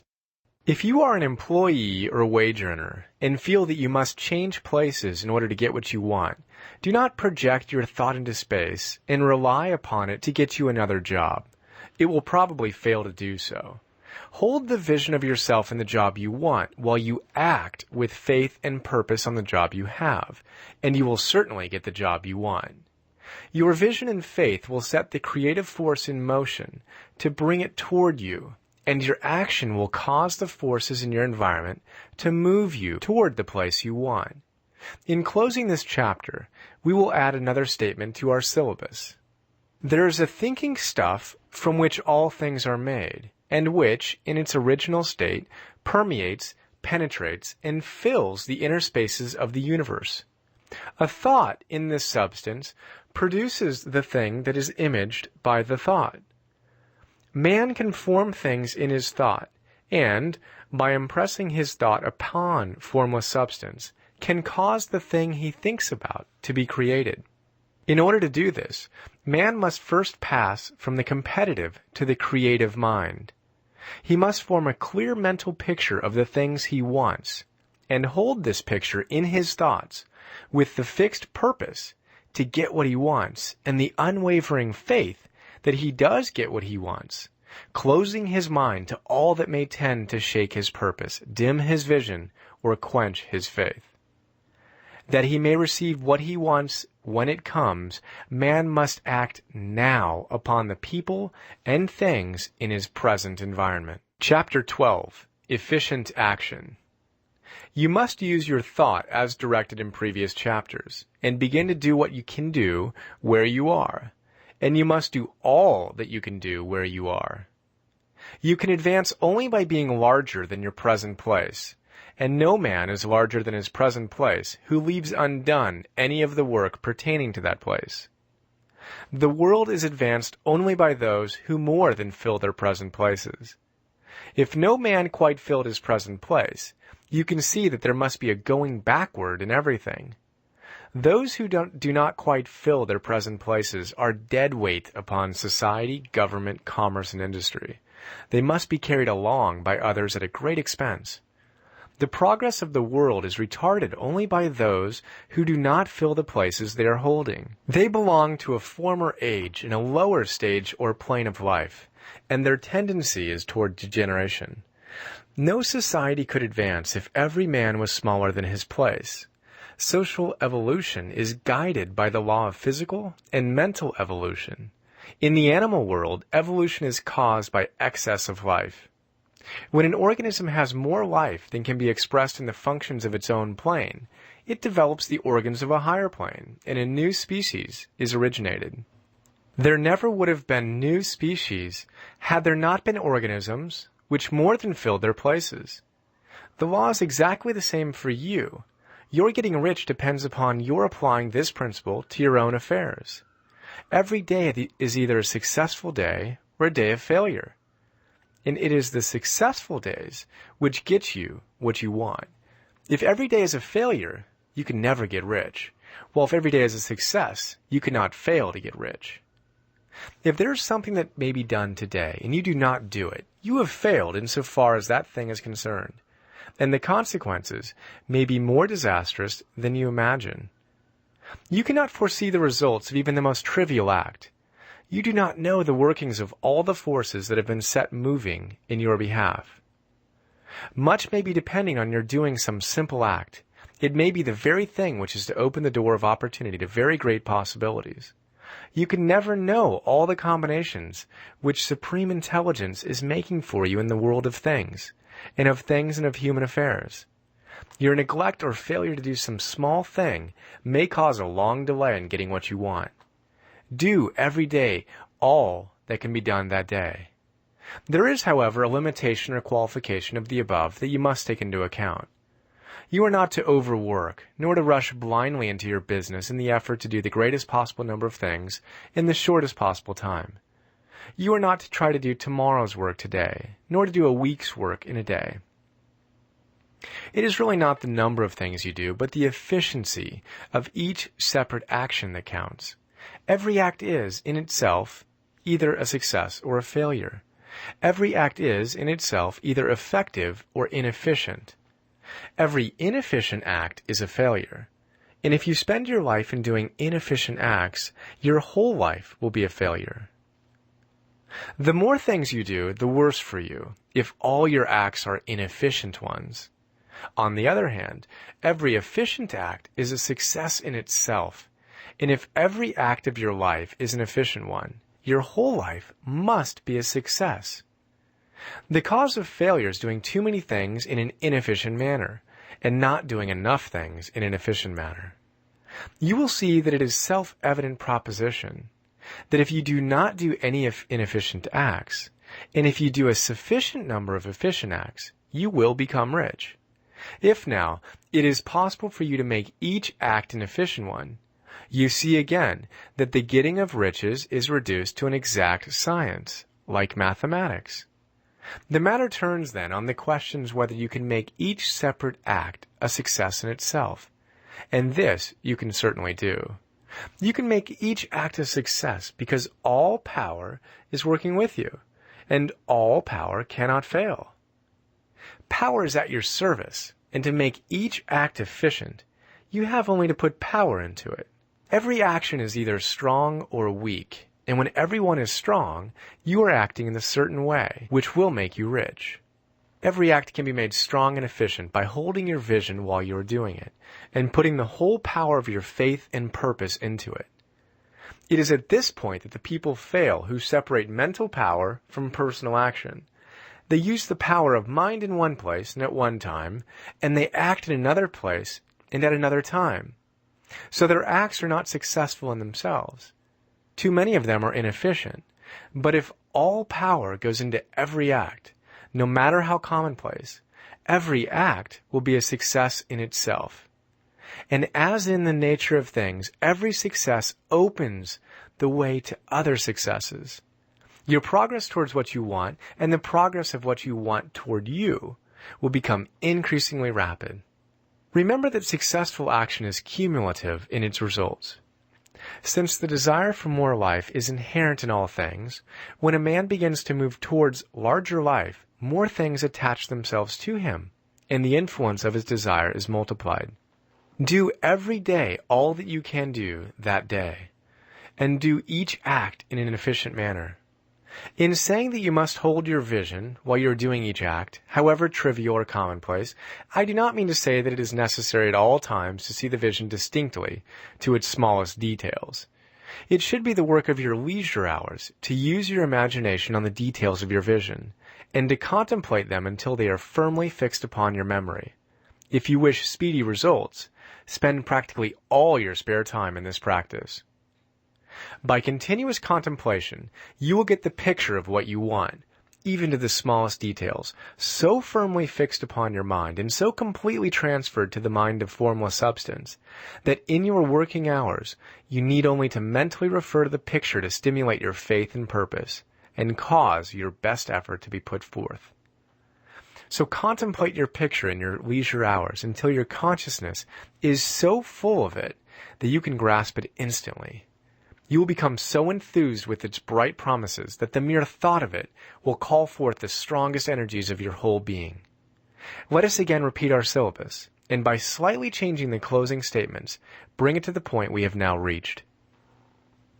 There's a thinking stuff from which all things are made, and which, in its original state, permeates, penetrates, and fills the inner spaces of the universe.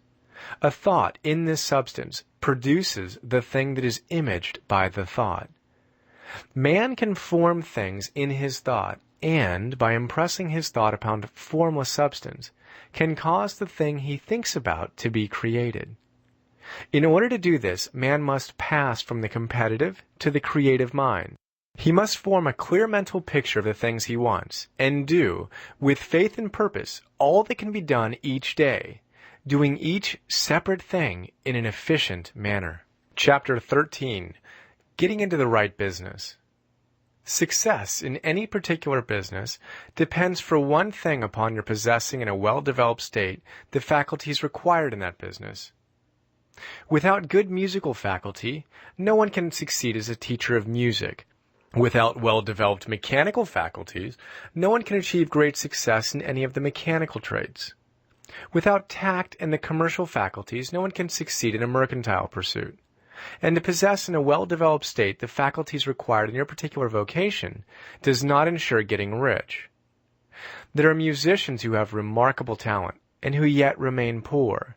There are blacksmiths, carpenters, and so on who have excellent mechanical ability, but who do not get rich. And there are merchants with good faculties for dealing with men who nevertheless fail. The different faculties are tools. It is essential to have good tools, but it is also essential that the tools should be used in the right way. No man can take a sharp saw, a square, a good plane, and so on, and build a handsome article of furniture. Another man can take the same tools and set to work to duplicate the article, but his production will be a botch. He does not know how to use good tools in a successful way. The various faculties of your mind are the tools with which you must do the work, which is to make you rich. It will be easier for you to succeed if you get into a business for which you are well equipped with mental tools. Generally speaking, you will do best in that business which will use your strongest faculties, the one for which you are naturally best fitted. But there are limitations to this statement also. No man should regard his vocation as being irrevocably fixed by the tendencies with which he was born. You can get rich in any business, for if you have not the right talent, you can develop that talent. It merely means that you will have to make your tools as you go along, instead of confining yourself to the use of those with which you were born. It will be easier for you to succeed in a vocation for which you already have the talents in a well-developed state, but you can succeed in any vocation, for you can develop any rudimentary talent, and there is no talent of which you have not at least the rudiment. You will get rich most easily in point of effort if you do that for which you are best fitted, but you will get rich most satisfactorily if you do that which you want to do. Doing what you want to do is life, and there is no real satisfaction in living if we are compelled to be forever doing something that we do not like to do, and can never do what we want to do. And it is certain that you can do what you want to do. The desire to do it is proof that you have within you the power which can do it. Desire is a manifestation of power. The desire to play music is the power which can play music, seeking expression and development. The desire to invent mechanical devices is the mechanical talent seeking expression and development. Where there is no power, either developed or undeveloped, to do a thing, there is never any desire to do that thing. And where there is strong desire to do a thing, it is certain proof that the power to do it is strong, and only requires to be developed and applied in the right way. All things else being equal, it is best to select the business for which you have the best developed talent. But if you have a strong desire to engage in any particular line of work, you should select that work as the ultimate end at which you aim. You can do what you want to do, and it is your right and privilege to follow the business or avocation which will be most congenial and pleasant. You are not obliged to do what you do not like to do, and should not do it except as a means to bring you to the doing of the thing you want to do. If there are any past mistakes whose consequences have placed you in an undesirable business or environment, you may be obliged for some time to do what you do not like to do. But you can make the doing of it pleasant by knowing that it is making it possible for you to come to the doing of what you want to do. If you feel that you are not in the right vocation, do not act too hastily in trying to get into another one. The best way generally to change business or environment is by growth. Do not be afraid to make a sudden and radical change if the opportunity is presented, and you feel after careful consideration that it is the right opportunity. But never take sudden or radical action when you are in a doubt as to the wisdom of doing so. There is never any hurry on the creative plane, and there is no lack of opportunity. When you get out of the competitive mind, you will understand that you never need to act hastily. No one else is going to beat you to the thing you want to do. There is enough for all. If one space is taken, another and a better one will be opened for you a little farther on. There's plenty of time. When you are in doubt, wait. Fall back on the contemplation of your vision, and increase your faith and purpose. And by all means, in times of doubt and indecision, cultivate gratitude. A day or two spent in contemplating the vision of what you want, and in earnest thanksgiving that you are getting it, will bring your mind into such close relationship with the Supreme that you will make no mistake when you do act. There's a mind which knows all there is to know, and you can come into close unity with this mind by faith and the purpose to advance in life, if you have deep gratitude. Mistakes come from acting hastily, or from acting in fear or doubt, or in forgetfulness of the right motive, which is more life to all and less to none. As you go on in a certain way, opportunities will come to you in increasing number, and you will need to be very steady in your faith and purpose, and to keep in close touch with the All-Mind by reverent gratitude. Do all that you can do in a perfect manner every day, but do it without haste, worry, or fear. Go as fast as you can, but never hurry. Remember that in the moment you begin to hurry, you cease to be a creator and become a competitor. You drop back upon the old plane again. Whenever you find yourself hurrying, call a halt. Fix your attention on the mental image of the thing you want, and begin to give thanks that you are getting it. The exercise of gratitude will never fail to strengthen your faith and renew your purpose. Chapter 14. The Impression of Increase. Whether you change your vocation or not, your actions for the present must be those pertaining to the business in which you are now engaged. You can get into the business you want by making constructive use of the business you are already established in, by doing your daily work in a certain way. And insofar as your business consists in dealing with other men, whether personally or by letter, the key thought of all your efforts must be to convey to their minds the impression of increase. Increase is what all men and all women are seeking. It is the urge of the formless intelligence within them, seeking fuller expression. The desire for increase is inherent in all nature. It is the fundamental impulse of the universe. All human activities are based on the desire for increase. People are seeking more food, more clothes, better shelter, more luxury, more beauty, more knowledge, more pleasure, increase in something, more life. Every living thing is under this necessity for continuous advancement. Where increase of life ceases, dissolution and death set in at once. Man instinctively knows this, and hence he is forever seeking more. This law of perpetual increase is set forth by Jesus in the parable of the talents. Only those who gain more retain any. From him who hath not shall be taken away even that which he hath. The normal desire for increased wealth is not an evil or reprehensible thing. It is simply the desire for more abundant life. It is aspiration. And because it is the deepest instinct of their natures, all men and women are attracted to him who can give them more of the means of life. In following the certain way as described in the foregoing pages, you are getting continuous increase for yourself, and you are giving it to all with whom you deal. You are a creative center, from which increase is given off to all. Be sure of this, and convey assurance of the fact to every man, woman, and child with whom you come in contact. No matter how small the transaction, even if it be only the selling of a stick of candy to a little child, put into it the thought of increase, and make sure that the customer is impressed with the thought. Convey the impression of advancement with everything you do, so that all people shall receive the impression that you are an advancing man, and that you advance all with whom you deal. Even to the people whom you meet in a social way, without any thought of business, and to whom you do not try to sell anything, give the thought of increase. You can convey this impression by holding the unshakable faith that you, yourself, are in the way of increase, and by letting this faith inspire, fill, and permeate every action. Do everything that you do in the firm conviction that you are an advancing personality and that you are giving advancement to everybody. Feel that you are getting rich, and that in so doing, you are making others rich and conferring benefits to all. Do not boast or brag of your success or talk about it unnecessarily. True faith is never boastful. Wherever you find a boastful person, you find one who is secretly doubtful and afraid. Simply feel the faith, and let it work out in every transaction. Let every act and tone and look express the quiet assurance that you are getting rich, that you are already rich.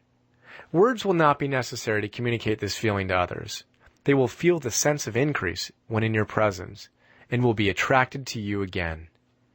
You must so impress others that they will feel that in associating with you, they will get increase for themselves. See that you give them a use value greater than the cash value you are taking from them. Take an honest pride in doing this, and let everybody know it, and you will have no lack of customers. People will go where they are given increase, and the Supreme, which desires increase in all, and which knows all, will move toward you men and women who have never heard of you.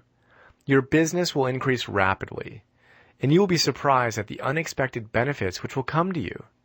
You will be able from day to day to make larger combinations, secure greater advantages, and to go on into a more congenial vocation if you desire to do so. But doing all this, you must never lose sight of your vision of what you want, or your faith and purpose to get what you want.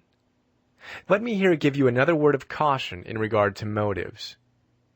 Beware of the insidious temptation to seek for power over other men.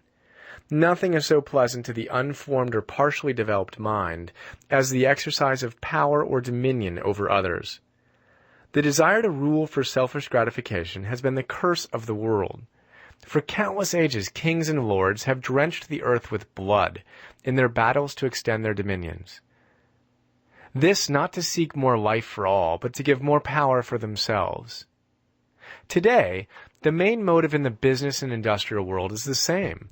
Men marshal their armies of dollars and lay waste the lives and hearts of millions in the same mad scramble for power over others.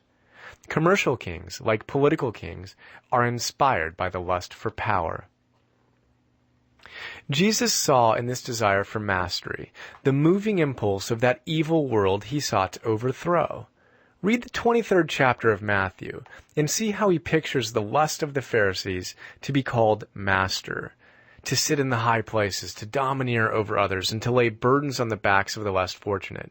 And note how he compares this lust for dominion with the brotherly seeking for the common good to which he calls his disciples. Look out for the temptation to seek for authority, to become a master, to be considered as one who is above the common herd, to impress others by lavish display, and so on. The mind that seeks for mastery over others is the competitive mind, and the competitive mind is not the creative one.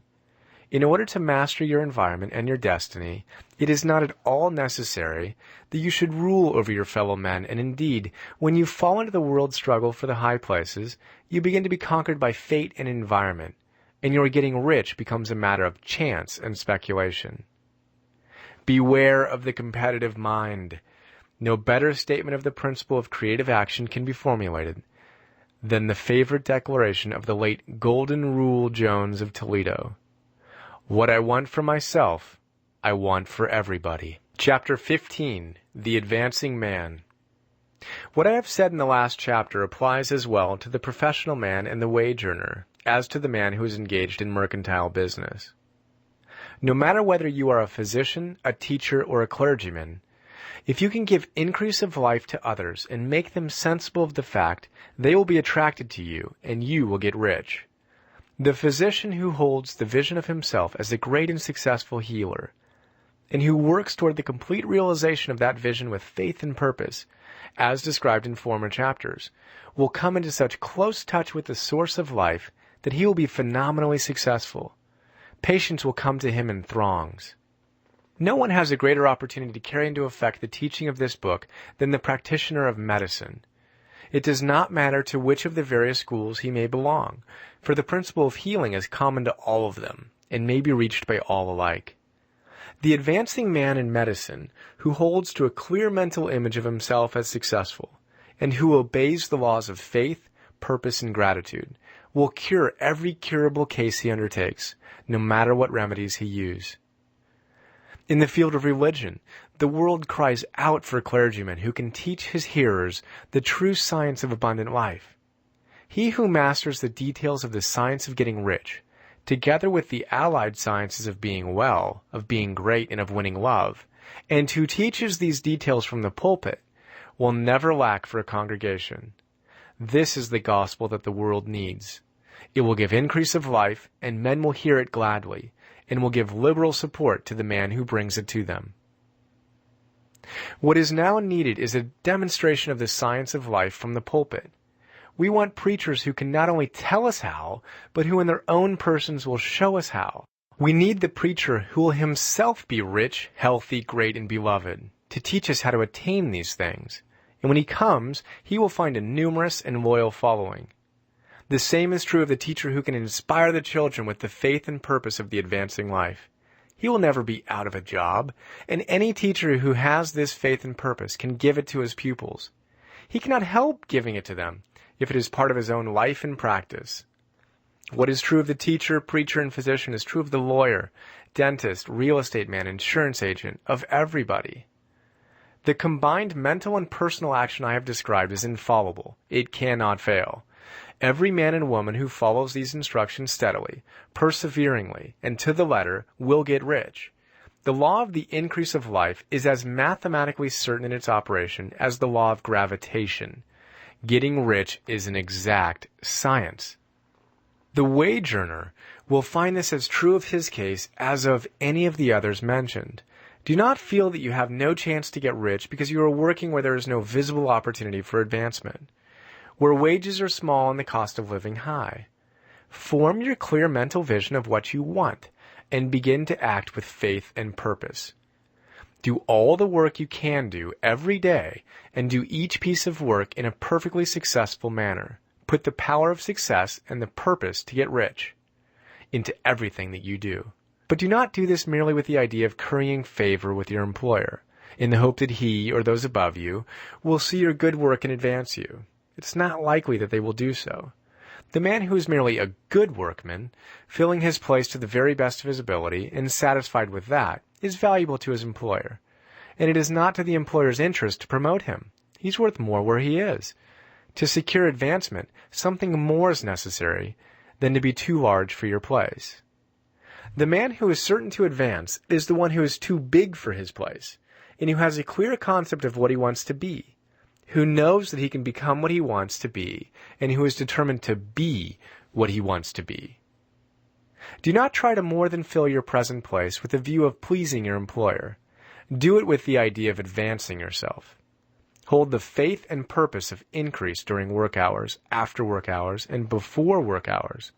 Hold it in such a way that every person who comes in contact with you, whether foreman, fellow workman, or social acquaintance, will feel the power of purpose radiating from you, so that everyone will get the sense of advancement and increase from you. Men will be attracted to you, and if there is no possibility for advancement in your present job, you will very soon see an opportunity to take another job. There is a power which never fails to present opportunity to the advancing man who is moving in obedience to law. God cannot help helping you if you act in a certain way. He must do so in order to help himself. There is nothing in your circumstances or in the industrial situation that can keep you down. If you cannot get rich working for the Steel Trust, you can get rich on a 10-acre farm. And if you begin to move in a certain way, you will certainly escape from the clutches of the Steel Trust and get on to the farm or wherever else you wish to be. If a few thousands of its employees would enter upon the certain way, this Steel Trust would soon be in a bad plight. It would have to give its working men more opportunity or go out of business. Nobody has to work for a trust. The trust can keep men in so-called hopeless conditions only so long as there are men who are too ignorant to know of the science of getting rich, or too intellectually slothful to practice it.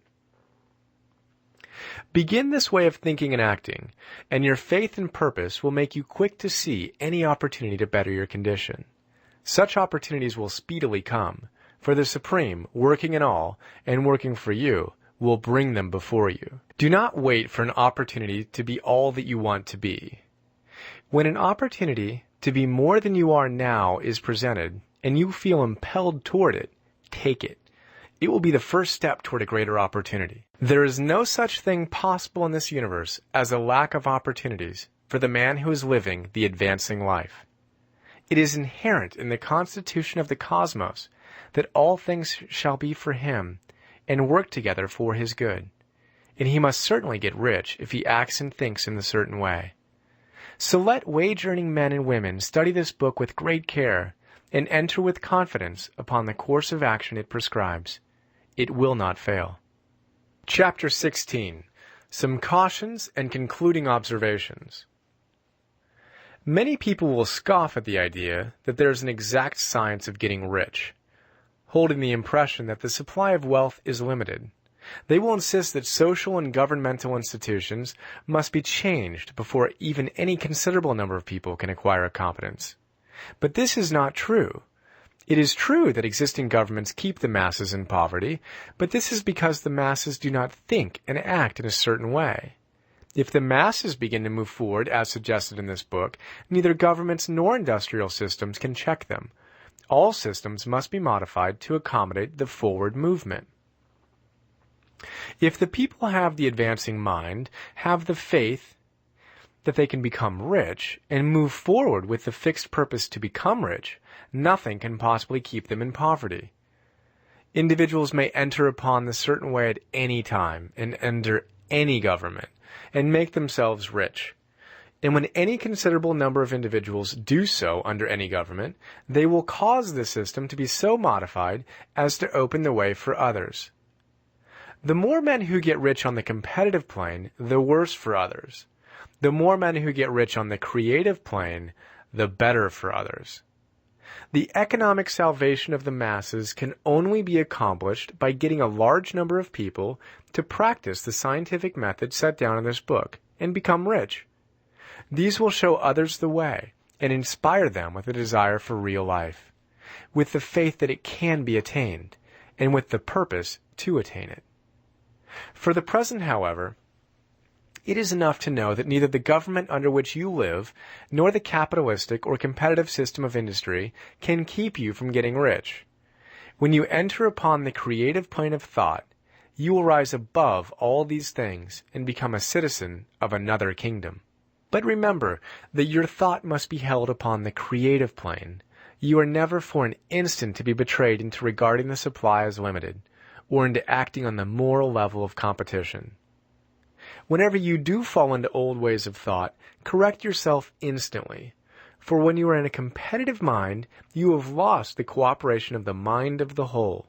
Do not spend any time in planning as to how you will meet possible emergencies in the future, except as the necessary policies may affect your actions today. You are concerned with doing today's work in a perfectly successful manner, and not with emergencies which may arise tomorrow. You can attend to them as they come. Do not concern yourself with questions as to how you shall surmount obstacles which may loom upon your business horizon, unless you can see plainly that your course must be altered today in order to avoid them. No matter how tremendous an obstruction may appear at a distance, you will find that if you go on in a certain way, it will disappear as you approach it, or that a way over, through, or around it will appear. No possible combination of circumstances can defeat a man or woman who is proceeding to get rich along strictly scientific lines. No man or woman who obeys the law can fail to get rich, any more than one who can multiply 2 by 2 and fail to get 4. Give no anxious thought to possible disasters, obstacles, panics, or unfavorable combinations of circumstances. It is time enough to meet such things when they present themselves before you in the immediate present. And you will find that every difficulty carries with it the wherewithal for its overcoming. Guard your speech. Never speak of yourself, your affairs, or of anything else in a discouraged or discouraging way. Never admit the possibility of failure or speak in a way that infers failure as a possibility. Never speak of the times as being hard or of business conditions as being doubtful. Times may be hard and business doubtful for those who are on the competitive plane, but they can never be so for you. You can create what you want, and you are above fear. When others are having hard times and poor business, you will find your greatest opportunities. Train yourself to think of and to look upon the world as something which is becoming, which is growing, and to regard seeming evil as being only that which is undeveloped. Always speak in terms of advancement. To do otherwise is to deny your faith, and to deny your faith is to lose it. Never allow yourself to feel disappointed. You may expect to have a certain thing at a certain time and not get it at that time, and this will appear to you like failure. But if you hold to your faith, you will find that the failure is only apparent. Go on in a certain way, and if you do not receive that thing, you will receive something so much better that you will see that the seeming failure was really a great success. A student of this science had set his mind on making a certain business combination which seemed to him at the time to be very desirable, and he worked for some weeks to bring it about. When the crucial time came, the thing failed in a perfectly inexplicable way. It was as if some unseen influence had been working secretly against him. He was not disappointed. On the contrary, he thanked God that his desire had been overruled, and went steadily on with a grateful mind. In a few weeks, an opportunity so much better came his way that he would not have made the first deal on any account, and he saw that a mind which knew more than he knew had prevented him from losing the greater good by entangling himself with the lesser. That is the way every seeming failure will work out for you if you keep your faith, hold to your purpose, have gratitude, and do every day all that can be done that day, doing each separate act in a successful manner. When you make a failure, it is because you have not asked for enough. Keep on, and a larger thing than you are seeking will certainly come to you. Remember this. You will not fail because you lack the necessary talent to do what you wish to do. If you go on as I have directed, you will develop all the talent that is necessary to the doing of your work. It is not within the scope of this book to deal with the science of cultivating talent, but it is as certain and simple as the process of getting rich. However, do not hesitate or waver for fear that when you come to any certain place, you will fail for lack of ability. Keep right on, and when you come to that place, the ability will be furnished to you. The same source of ability which enabled the untaught Lincoln to do the greatest work in government ever accomplished by a single man is open to you. You may draw upon all the mind there is for wisdom to use in meeting the responsibilities which are laid upon you. Go on in full faith. Study this book. Make it your constant companion until you have mastered all the ideas contained in it. While you are getting firmly established in this faith, you will do well to give up most recreations and pleasure, and to stay away from places where ideas conflicting with these are advanced in lectures or sermons. Do not read pessimistic or conflicting literature, or get into arguments upon the matter. Do very little reading outside of the writers mentioned in the preface. Spend most of your leisure time in contemplating your vision, and in cultivating gratitude, and in reading this book. It contains all you need to know of the science of getting rich, and you will find all the essentials summed up in the following chapter. Chapter 17, Summary of the Science of Getting Rich. There is a thinking stuff from which all things are made, and which, in its original state, permeates, penetrates, and fills the inner spaces of the universe. A thought in this substance produces the thing that is imaged by the thought. Man can form things in his thought, and by impressing his thought upon formless substance, can cause the thing he thinks about to be created. In order to do this, man must pass from the competitive to the creative mind. Otherwise, he cannot be in the harmony with the formless intelligence, which is always creative and never competitive in spirit. Man may come into full harmony with the formless substance by entertaining a lively and sincere gratitude for the blessings it bestows upon him. Gratitude unifies the mind of man with the intelligence of substance, so that the man's thoughts are received by the formless. Man can remain upon the creative plane only by uniting himself with the formless intelligence through a deep and continuous feeling of gratitude. Man must form a clear and definite mental image of the things he wishes to have, to do, or to become, and he must hold this mental image in his thoughts while being deeply grateful to the Supreme that all his desires are granted to him. The man who wishes to get rich must spend his leisure hours in contemplating his vision and in earnest thanksgiving that the reality is being given to him. Too much stress cannot be laid on the importance of frequent contemplation of the mental image, coupled with unwavering faith and devout gratitude. This is the process by which the impression is given to the formless and the creative forces set in motion. The creative energy works through the established channels of natural growth and of the industrial and social order. All that is included in his mental image will surely be brought to the man who follows the instructions given above, and whose faith does not waver. What he wants will come to him through the ways of established trade and commerce. In order to receive his own, when it shall come to him, man must be active, and this activity can only consist in more than filling his present place. He must keep in mind the purpose, to get rich through the realization of his mental image, and he must do, every day, all that can be done that day. Taking care to do each act in a successful manner, he must give to every man a use value in excess of the cash value he receives, so that each transaction makes for more life. And he must so hold the advancing thought that the impression of increase will be communicated to all with whom he comes in contact. The men and women who practice the foregoing instructions will certainly get rich.